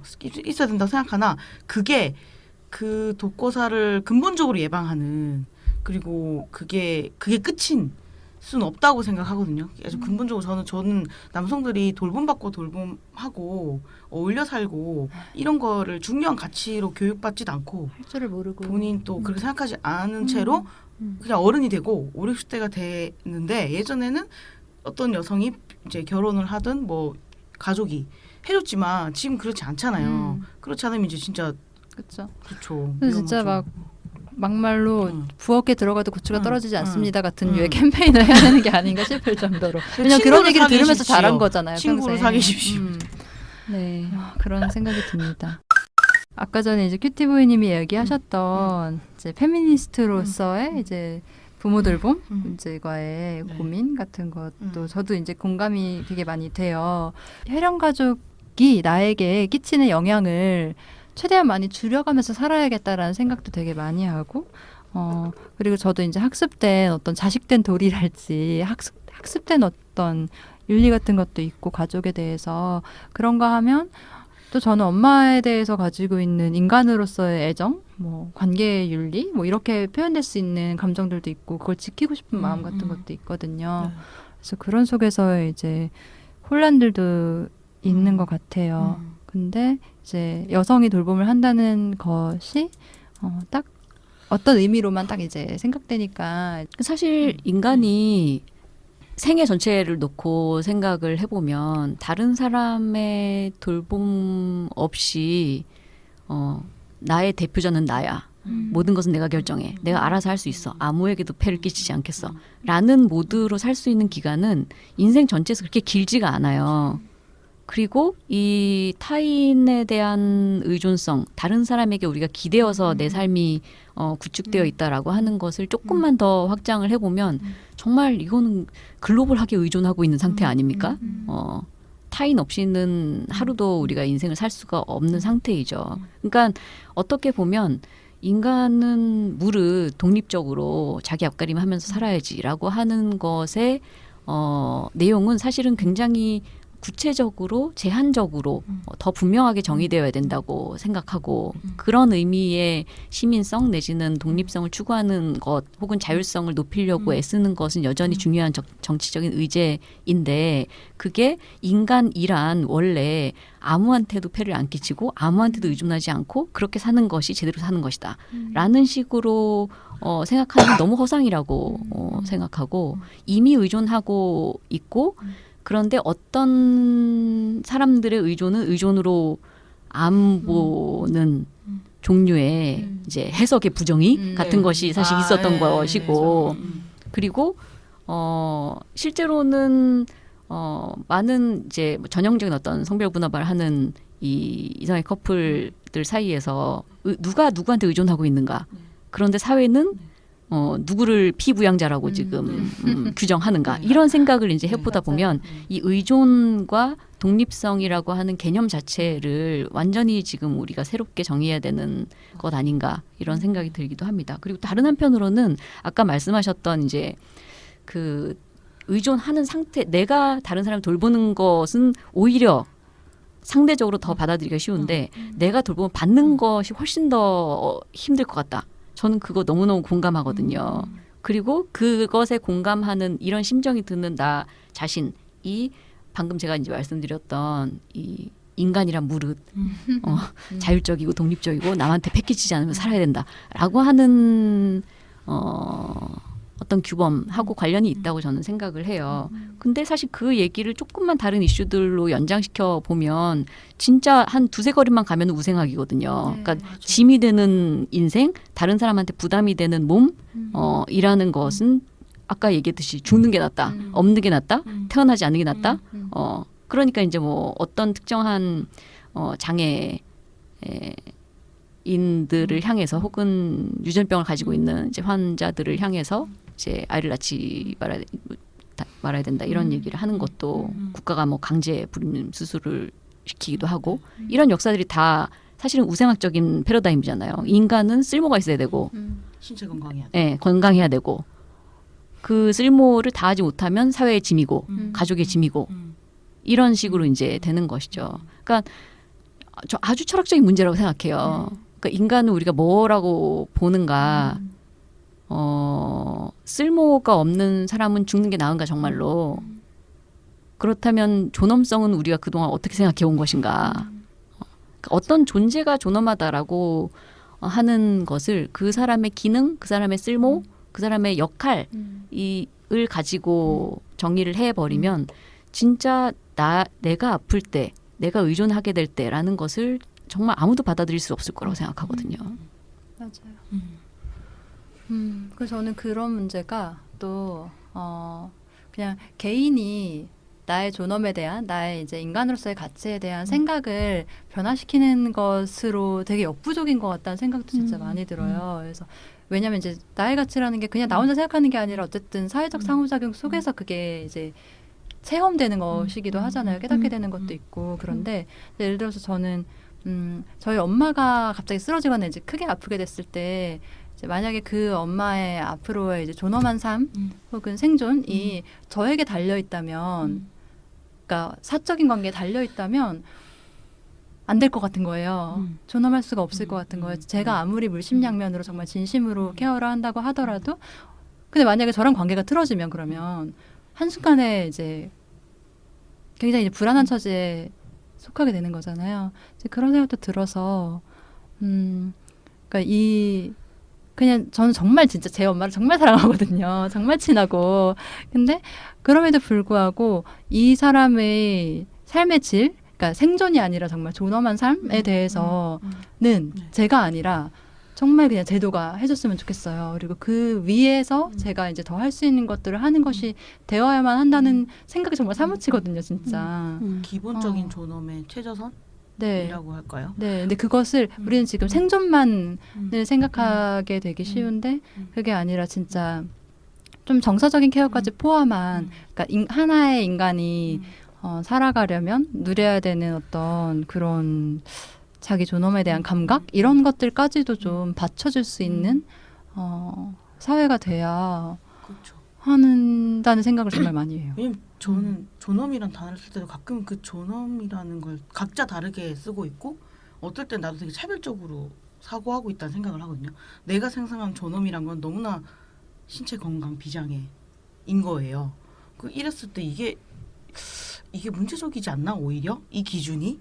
왜냐하면 저 예전에 할아버지가 되게 고통스러운데 안 죽고 싶어 하셨어요. 그때 좀 어린 마음에는 저렇게까지 해서 왜 살고 싶은가? 라고 생각했고, 한편으로는 그거는 이제 그분에 대한 그분이 개인적으로 가지는 죽음에 대한 두려움, 한 번 또 죽음에 대해서 얘기해보지 않은 문화 이런 게 섞여 있기도 하겠지만 그거를 내가 재단할 수 있었을까? 라는 생각이 요즘에 들더라고요. 그래서 사람들이 이제 존엄사 얘기할 때 저는 그래서 본인이 생각하는 존엄한 삶이라는 게 뭔지 물어보게 되더라고요. 그러면 정말 다 너무 달라요. 네, 그렇죠. 네. 근데 너무 재밌는 게요. 재밌다고 할 수는 없죠. 재밌는 일은 아니니까. 지금 얘기하셔서 생각이 났는데 작년에 그 연명의료법이 통과가 되면서 어떤 기관에서 이제 여론조사를 했는데 좋은 죽음이 무엇이냐라는 질문을 했어요. 한국의 시민들이 생각하는 좋은 죽음의 1등을 차지한 것은 가족에게 짐이 되지 않는 죽음이었다고 해요. 이것은 뭐 유럽이나 이제 다른 국가들에서는 이렇게 나오지 않거든요. 뭐 통증이 없는 죽음이라든지 아니면 자기 주변을 자기가 정리할 수 있는 그런 시간이 있는 자기 손으로 마무리할 수 있는 죽음 이런 것들을 좋은 죽음이라고 생각하는데 한국에서는 압도적으로 남한테 가족들한테 짐이 되지 않는 것을 너무 중요하게 생각하는 이런 조사들을 보다 보면 가족 대체 뭘까 맞아요. 이런 맞아요. 생각이 들고 근데 또 한편으로는 그런 부분에서 이제 가족이 뭐냐에 대해서 막 많이 질문하고 바꿔야 되는 부분도 있지만 당장 나의 가족 관계에서 어떻게 할 것인가 아까 갓김치님이 얘기하셨던 부분에서도 더 좀 고민할 부분이 있을 것 같아요. 그러니까 제가 하고 싶었던 얘기는 뭐냐면 어떤 부분은 제도가 감당해야 된다. 이 얘기는 너무 맞는 말인데 그 말이 이야기의 그 새로운 소제목이라는 거예요. 그 말이 결론이 아니고 왜냐하면 제도가 보살핀다는 것이 구체적으로 무슨 말이냐면 결국은 어떤 공적 서비스를 통해서 이제 사람들을 고용하거나 파견하거나 이렇게 한다는 것이거든요. 그러니까 돌봄이라고 하는 것은 근본적으로 굉장히 노동 집약적인 활동이고 사람이 손을 쓰고 몸을 움직이고 일으키고 하면서 어떤 절대 시간을 보내야 같이 몸을 만지면서 보내야 되는 종류의 것이기도 해서 우리가 흔히 얘기하는 사회가 같이 책임져야 된다라고 할 때 거기서 얘기가 끝나면 안 된다는 거예요. 사회가 같이 책임진다는 게 무슨 말인데 그 얘기는 내가 돌볼 거를 돈 주고 남이 돌본다는 뜻인가? 특히 돌봄은 국민연금이나 건강보험이랑 굉장히 다르잖아요. 국민연금은 그냥 이제 노후 자금을 어쨌든 주는 거고, 근데 돌봄 제도는 어떤 면에서 저는 이제 얼굴이 있는 약간 제도다. 그러니까 사람과 사람이 부딪힐 수밖에 없는 것이다. 네. 그래서 저도 제도가 해야 된다라고 할 때 되게 추상적이기도 하더라고요. 그 말이. 그렇죠. 네. 그래서 제도의 변화는 사실 너무너무 중요하다고 생각해요. 그런데 그 얘기가 그 얘기를 구체적으로 해보자라고 하는 어떤 이야기의 시작점으로 우리가 좀 생각할 필요가 있다는 것이고 그 얘기를 하다 보면 이제 아까 큐티보이님이 말씀하셨던 이제 제가 요양, 그러니까 방문 요양이라고 하는 것이 이제 3시간으로 이제 기본적으로 세팅되어 있는 것 너무 문제다라든지 혹은 가족을 돌보는 사람들이 요양보호사 자격증을 따가지고 이제 자기 가족을 돌볼 때에 그 돌봄이 공적으로 인정되는 것이 뭐 1시간밖에 안 된다라든지 이런 종류의 이제 제도적인 이슈들도 이제 같이 다룰 수 있게 되겠죠. 그래서 가족 돌봄하는 그 가족 요양보호사들이 사실은 경제적으로 돈만 따지면은 내가 내 가족 안 돌보고 일하는 게 낫죠. 남의 가족 돌보고 내 가족은 다른 요양보호사 와가지고 돌봄하게 하는 게 크로스. 그게 훨씬 더 경제적으로는 도움이 된다는 거예요. 그래봤자 뭐 평균 월 65만 원 정도지만. 그러니까 제도가 지금은 모든 사람이 대부분 돌봄을 어쩔 수 없이 고역처럼 하도록 되어 있는 상태여서 저는 근본적으로는 제도가 돌보려고 하는 사람이 있다면 얼마든지 돌볼 수 있게 촉진하고 보상하고 인정하고 이런 종 방향으로 가야 된다고 생각해요. 꼭 가족을 돌보지 않아도 친구를 돌볼 수도 있고 이웃을 돌볼 수도 있고 이웃을 돌보겠다고 나서는 시민한테 왜 간병 휴가를 주지 않는가라든지 그러니까 돌보겠다고 하는 그 의지는 굉장히 사실 소중한 의지이고 그 이전까지 관계성을 반영하는 것인데 그것을 돌보면 돌볼수록 손해가 된다라고 느끼게 하는 종류의 지금 세팅이 되어 있으니까 사실은 희생한다고 생각해요. 그렇죠. 그렇게 될 수밖에 없죠. 그게 되게 보육에서도 그런데 가정양육수당이랑 비슷한 딜레마인데 원래 이 장기요양보험제도 초창기에 어떻게 홍보를 했냐면 국가가 그러니까 어차피 너 엄마 돌보잖아. 시어머니 돌보잖아. 그러니까 너가 이거 교육 이수에 자격증 따면 돈을 준다. 이렇게 해서 여성들이 엄청 대거 이제 교육을 받고 자격증을 땄거든요. 그러다가 이제 정부가 다시 이제 제도를 좀 선회한 건데, 그러니까 저도 그게 항상 보육에서도 마찬가지인데 보육도 이제 어린이집 보내면 주는 게 있고 가정양육을 할 때 주는 비용 있잖아요. 근데 가정양육수당이 계속 줄었긴 했어요. 지금 10만 원인가 그렇고, 근데 그랬을 때 오히려 가정양육수당을 되게 높이는 방식 혹은 돌봄에서 가족을 돌볼 때 돌봄 비용을 주는 방식이 여성을 가족 내 돌봄 그렇죠. 그런 면이 또 굉장히 있죠. 기속시키는 것은 아닌가 그런 고민과 함께 하지만 저는 그건 되게 동의해요. 그러니까 지금은 자기 가족만 돌봤을 때 그나마 적게 나오지만 돈이 나오잖아요. 근데 좀 타인이 더 넓은 커뮤니티 케어라면 더 자기 옆집 친구를 돌봤을 때 어떤 방식의 사회 제도나 보상이 있는 건 되게 좋을 것 같다. 그게 오히려 가족 제도 실질적으로 돌봄에서 가족이 하고 있는 역할이 다 깨졌어요. 이미 실질적으로 많이 깨졌다고 저는 보이거든요. 그런데 오히려 그런 제도가 더 넓은 관계에서의 돌봄을 더 그런 사회를 더 만들 수도 있겠다. 그러니까 넓은 관계에서 다양한 관계에서의 돌봄. 그러니까 온 가족에서 한정된 돌봄이 아니고 네. 그런 생각은 좀 하게 되네요. 민우이가 올해 그래서 내규에 돌봄 휴가를 네. 그 원래 법적으로는 가족 휴가 장기로 쓰는 게 있는데 그거 말고 단기 돌봄 휴가를 신설했어요. 그러니까 그것은 특히 뭐 파트너뿐만이 아니라 그냥 예를 들면 사무실 동료도 될 수 있고 넓은 의미에서 그래서 한 1년에 5일이죠. 네. 그랬나? 근데 그거를 이제 개정하는 과정에서 우리가 굉장히 많은 논의를 했거든요. 왜냐하면 여성들에게 가뜩이나 이제 돌봄이라는 역할이 많이 부여가 되는데 이제 여성 단체인 우리가 이제 그것을 하는 것의 의미 이런 이제 논의를 막 하다가 그래도 돌봄이라는 노동의 가치를 긍정하는 쪽으로 가야 한다는 것에 좀 더 방점을 찍어서 그 휴가를 두게 되었고. 그리고 휴가의 구체적인 내용도 처음에 그걸 제대로 상상했을 때는 그 가족이나 파트너 뭐 이렇게 같이 사는 사람들이 아플 경우에 이제 우리가 함께 사는 공동체로서 이렇게 생각해야 된다 이런 얘기를 막 하다가 근데 함께 사는 공동체로서의 돌봄이라면 왜 길 가다가 지나가는 시민이나 이웃은 왜 안 돼? 이렇게 이제 얘기가 이제 되게 된 거죠. 그래서 이제 그 기준을 훨씬 넓게 이제 그냥 시민으로서의 어떤 돌봄 역할까지 포괄하는 걸로 하게 됐었던 이제 그 과정에서 되게 뭔가 인식의 지평이 넓어지는 것 같은 그런 거 같이 경험했던 것 같아요. 너무나 여성에게 젠더화된 노동이다.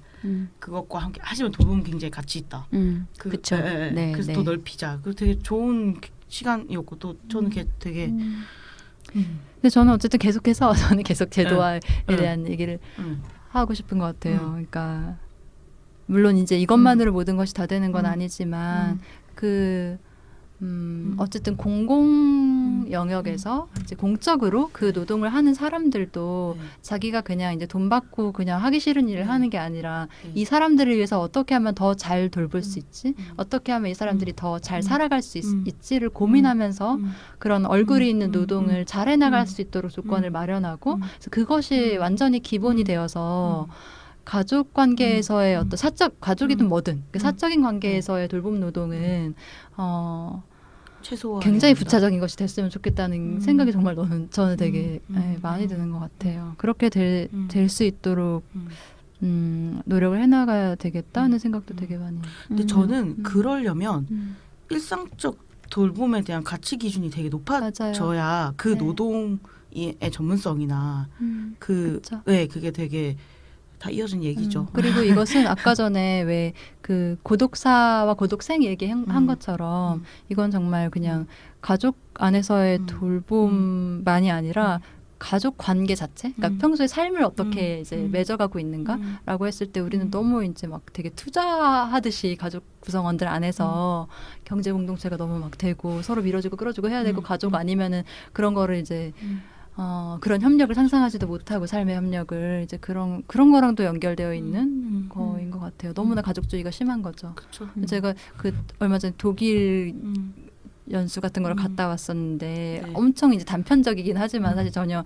모르겠어요. 그냥 물어봤어요. 궁금해서 이렇게 여기는 노인 돌봄 문제 같은 게 이제 없냐라고 물어봤더니 이제 독일에 이제 오래 사시는 한국 분이었는데.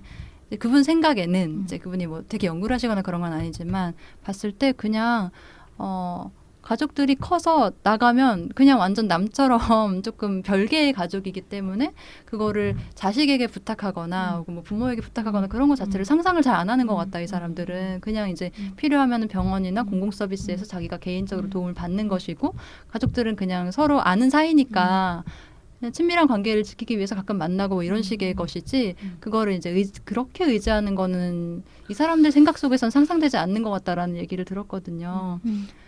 그렇게 됐을 때 오히려 관계가 더 좋아지는 거 아닌가라는 생각도 들고 그런 것 같아요. 네. 그런 이야기가 주는 굉장히 어떤 상상력의 지평을 넓히는 그런 부분이 확실히 있는 것 같고 그런 예시들이 많이 소개돼야 된다고 생각하기도 하고. 근데 그것과 동시에 저는 좀 강조돼야 된다고 생각하는 게 돌봄이 어떤 한 명에게 전담되는 방식. 근데 그게 가족이 아니고 여성이 아니고 직업적으로 높은 보수를 받는 전문 인력이면 괜찮은가? 혹은 그건 가능한가? 이런 식으로 생각해 볼 수도 있을 것 같아요. 그러니까 이제 질환의 정도 내지는 뭐 상황에 따라서 굉장히 다르겠지만 어떤 상황에서는 만성 질환이라든지 그러니까 급성기가 아닌 어떤 상태에서는 사실은 집중적인 돌봄이 필요하다기보다는 여러 사람들이 조금씩 많이 이렇게 돌보는 것이 더 중요한 그리고 그것이 서로에게 돌본 사람에게도 돌봄 받는 사람에게도 훨씬 더 좋은 삶일 수 있는 그런 상황도 있다고 생각하거든요. 그래서 제도를 어떻게 더 구체적으로 다른 이제 해외 사례들 같은 걸 참고하면서 만들어 갈 것인가 또 많이 소개돼야 된다고 생각을 하고 그런데 이게 그 여성에게 집중된 것을 다른 사람에게 하게 한다 혹은 사회에 하게 한다 국가가 하게 하다라는 식으로 어떤 덩어리로서 그것을 이제 A에서 B로 옮기는 식으로 상상을 하지 않고 돌봄 자체가 훨씬 더 여럿이 골고루 나누어서 많은 사람들이 이제 그 관계망에 들어왔다 나갔다 이렇게 하면서 그리고 대부분의 사람들이 어떤 식으로든 누군가를 돌보는데 참여하면서 참여해야만 하면서 네 그런 식으로 이제 사회가 좀 나아가야 되지 않나 이런 생각이 들어요. 그래서 그거 돌봄을 남을 돌보지 않아도 되는 종류의 사람은 없어야 된다고 생각하거든요. 맞아요. 정말 생각해 보니까 그런 공공 요양 서비스 지금 하고 있는 그런 이제 요양보 서비스 같은 그런 것만이 아니라 이를테면 동네 뭐 주치의도 있고 취미 커뮤니티 같은 것도 있고 오랫동안 알고 지냈던 친구나 가족들도 있고 새롭게 만날 수 있는 어떤 다른 서비스들도 있고 이런 속에서 그 사람의 삶이 그냥 연명이 아니라 진짜 앞으로의 새로운 관계들을 또 즐기면서 살아갈 수 있는 그런 게 될 수 있을 것 같아요. 그 속에서 나도 돌봄 주고받는 그런 존재가 될 수 있으면 좋을 것 같고. 네. 요즘에 이제 뭐 커뮤니티 얘기 나오면서도 맞춤 돌봄 뭐 이런 얘기 나오긴 하는데 지금은 그렇더라고요. 희한하게 데이케어를 하려면 데이케어라고 낮에 이제 일정 시간 어린이집처럼 네. 맡기고 데려오고 이런 건데 그걸 하려면 그것만 해야 되고 제가 요양하려면 제 요양만 해야 되고 막 이런 식인 거예요. 제가 이제 부모 돌봄 경험한 여성들 만나서도 그렇고 물어보면 되게 사람마다 욕구 몸의 상태에 따라 혹은 뭐 본인의 스타일에 따라 뭐 어떤 사람은 진짜 데이케어 한 일주일에 2번 정도 가고 제가 요 4번 정도 하고 이런 식으로 되게 이용하는 게 되게 좋더라고요. 근데 아직까지 제도가 그런 방식으로 조금 이 사람한테 맞춤형으로 이렇게 짜여져 있지 않은 거 그런 것도 되게 문제. 왜냐면 그렇게 되면 좀 뭐 일주일에 2번은 데이케어 센터 가는 데이케어 센터에 있는 분이 돌봐주는 거고 4일은 또 제가 요양 오시는 분이 돌봐주는 거고 전 누군가 한 명이 되게 집중 전담하는 것보다는 네. 그게 훨씬 네. 좋다고 생각을 하는 편이거든요. 네. 전 지금 또 왜 어린이집 교사 한 반에 2명 두고 이런 경우 되게 많더라고요. 그런 것처럼 그 제가 요양원 받다 하더라도 뭐 2분이 번갈아서 온다든가 2명이 온다든가 이런 방식으로 좀 상상해 볼 수도 있다. 그러니까 제도 안에서도 그럼요. 네, 네. 그러니까 사적 돌봄 안에서도 독박 돌봄에 대한 고민과 제도 안에서 한 사람이 독박하는 거에 더 고민이 이어질 수 있겠다 이런 생각이 좀 네, 들었습니다. 그렇기도 하고 네. 이 방문 요양 하시는 분들의 노동 조건이라는 게 너무 열악하기 때문에 사실 그리고 그 안에서의 폭언, 폭행, 뭐 성희롱 너무 많이 일어나서 이제 혼자서 이제 어떤 타인의 집에 방문하는 방식으로 하는 것이 너무 이 노동자들을 취약하게 한다라고 하는 문제의식도 있죠. 하지만 반대로 사실은 뭐 간병 학대 이런 얘기 나오듯이 이제 돌보는 사람이 돌봄 받는 사람을 학대하는 경우들도 있고 그래서 이런 이 양쪽 모두가 일어날 수 있는 이 상황에 대해서 조금 더 직시하고 얘기하는 게 필요할 것 같고 네. 사실 그 얘기들을 하려고 많은 이제 운동가들이나 시민사회의 활동가들이 붙어 있는 것이 지금 커뮤니티 케어 얘기인 것이죠. 그래서 뭐 제가 요양 내지는 방문 요양 내지는 뭐 방문 요양 아니면 데이케어 센터 이런 이 사람에게 딱 맞는 방식으로 여러 가지 이 요양 관련된 서비스들을 조합할 수 있도록 일단 서비스 공급이 다양화되어야 되고 뭐뭐뭐를 조합할 수 있는 걸 있는지를 상담할 수 있는 전문가가 있어야 되고 그걸 다 보호자가 알아서 막 정보 찾고 이렇게 해야 되는 거 말고 네. 이런 식의 이제 얘기들을 맞아요. 하고 있는 것이 커뮤니티 케어 맞아요. 얘기이죠. 일본에서 이제 케어 매니저라고 해야 되나? 네네네네. 그런 사람들이 있거든요. 중간 매니저처럼 그런 걸 짜주는. 한국도 그런 식의 좀 필요하다. 그쵸. 그러니까 센터에 다 맡겨놓고 네. 네. 그런 방식이 아니고. 그렇지. 네. 그렇죠. 일본 걸 베껴오면서 케어 매니저를 빼고 베껴와서 그러니까요. 왜 그걸? 아무튼 뭐 여러 가지 직군들의 이제 이해관계와 이런 것이 네. 있죠. 뭐 재원의 문제와 뭐. 네.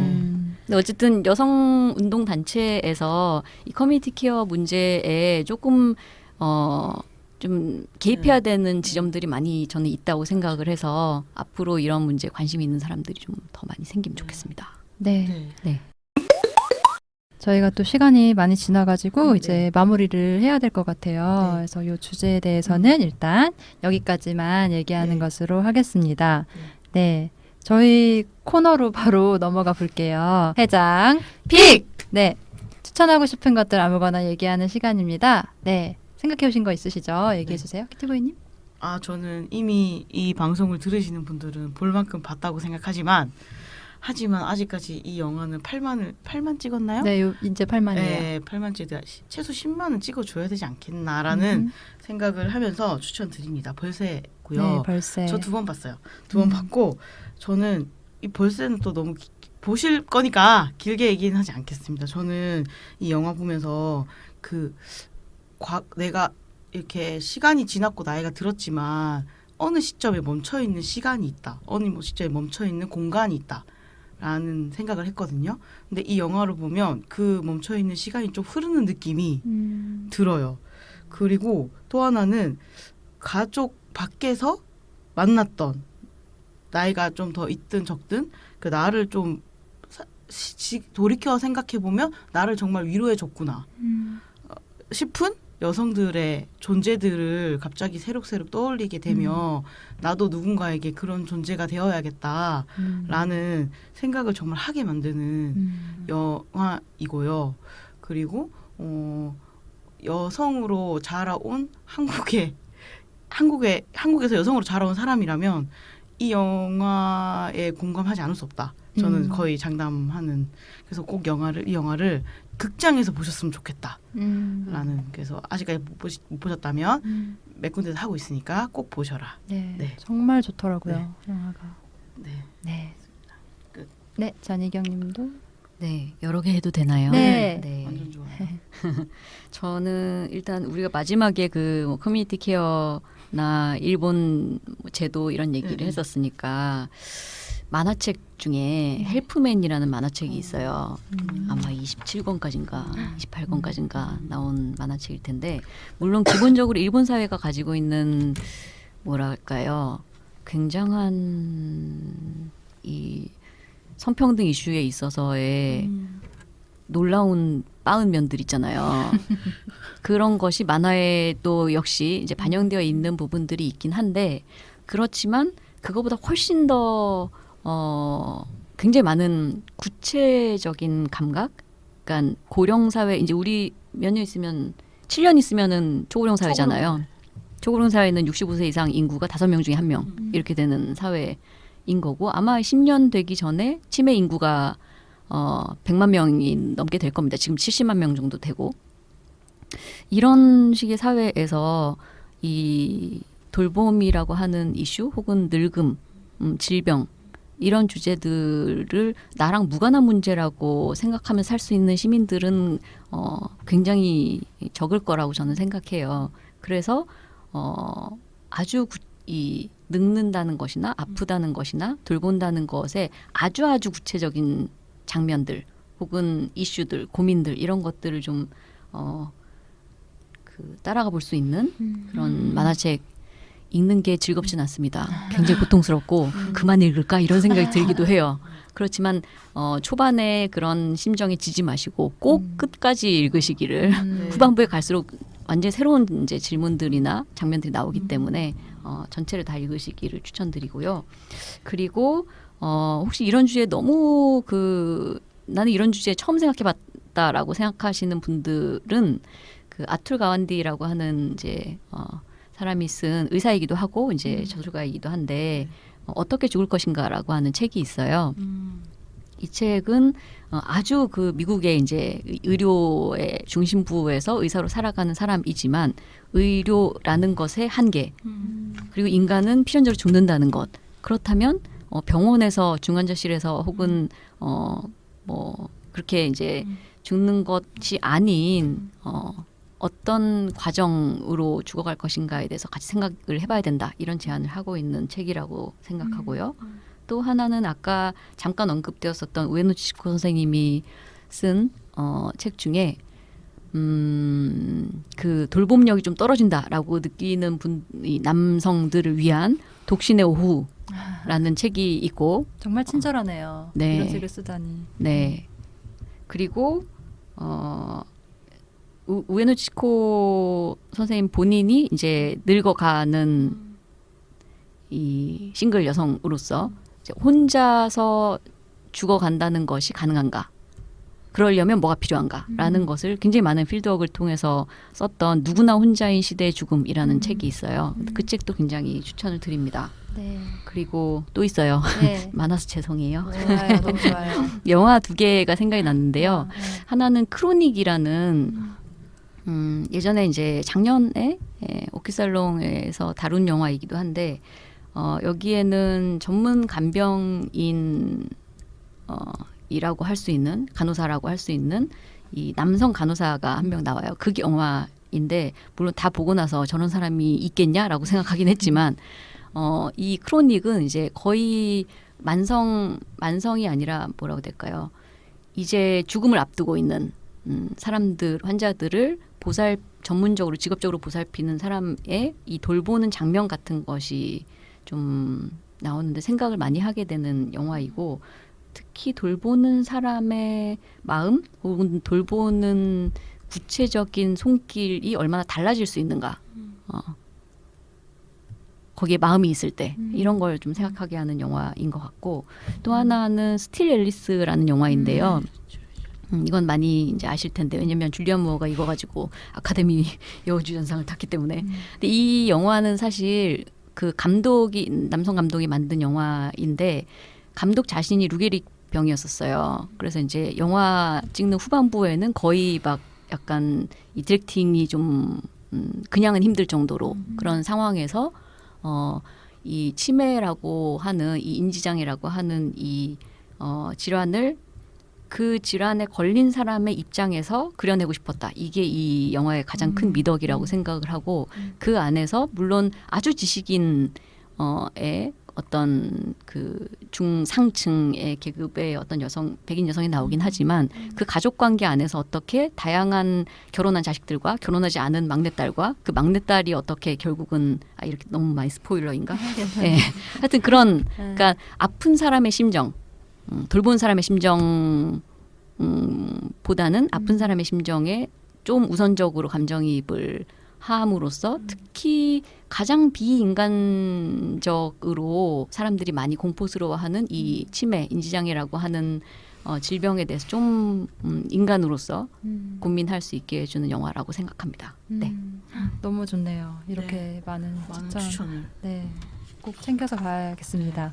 저도 오늘 좀 많은데 오늘 3가지 얘기할 건데 그 예전에 제가 한번 지난 방송에서 이분의 글을 읽은 적이 있는데 허세로미님 이 블로그에 쓴 어떤 글을 읽었었는데 이분이 쓴 글을 모아서 이제 책으로 낼 거라고 그때 방송에서 말씀드렸었어요. 근데 그 책이 나왔답니다. 내 언어에 속지 않는 법이라는 책이고 저는 아직 다 읽지는 못했는데 굉장히 재밌더라고요. 그래서 공감하실 분도 많을 것 같고 그래서 궁금해하셨던 분들은 찾아서 한번 읽어보시면 좋을 것 같다는 얘기 드리고요. 그리고 제가 넷플릭스 드라마를 최근에 하나를 새롭게 봤어요.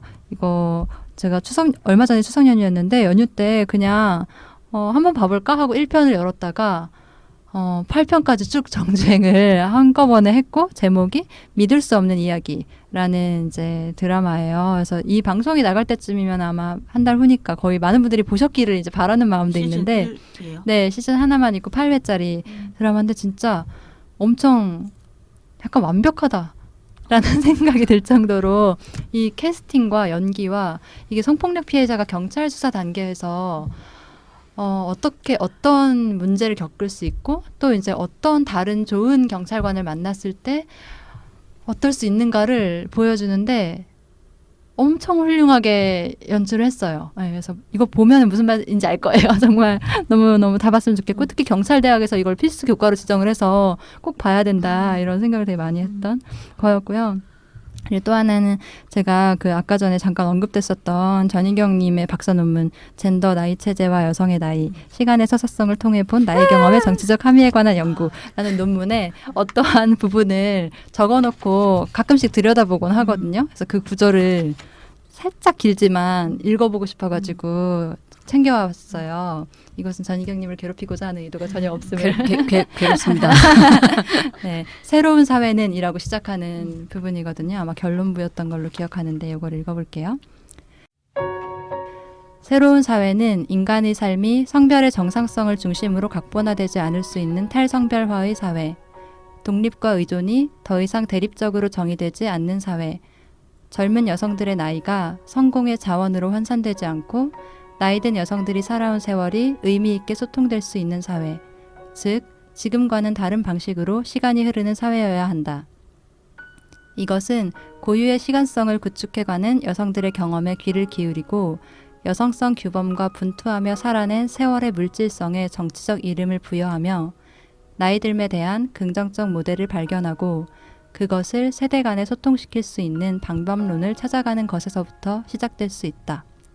그럴 때 비로소 여자의 인생과 다른 방식으로 나이 들어가는 여성들이 신자유주의적 자기관리에 몰두하는 원자화된 개인이 아닌 탈성별화된 주체, 독립이 아니라 공립을 추구하는 새로운 주체들이 늘어날 수 있기 때문이다. 성별 규범을 넘어서서 역사를 지닌 개인, 유한한 시간을 살아가는 개인, 관계의 엮임에 열려있고 사회 속에 존재하는 개인으로 나이 들어갈 수 있는 사회로의 가능성이 여기에 있다. 이 부분이에요.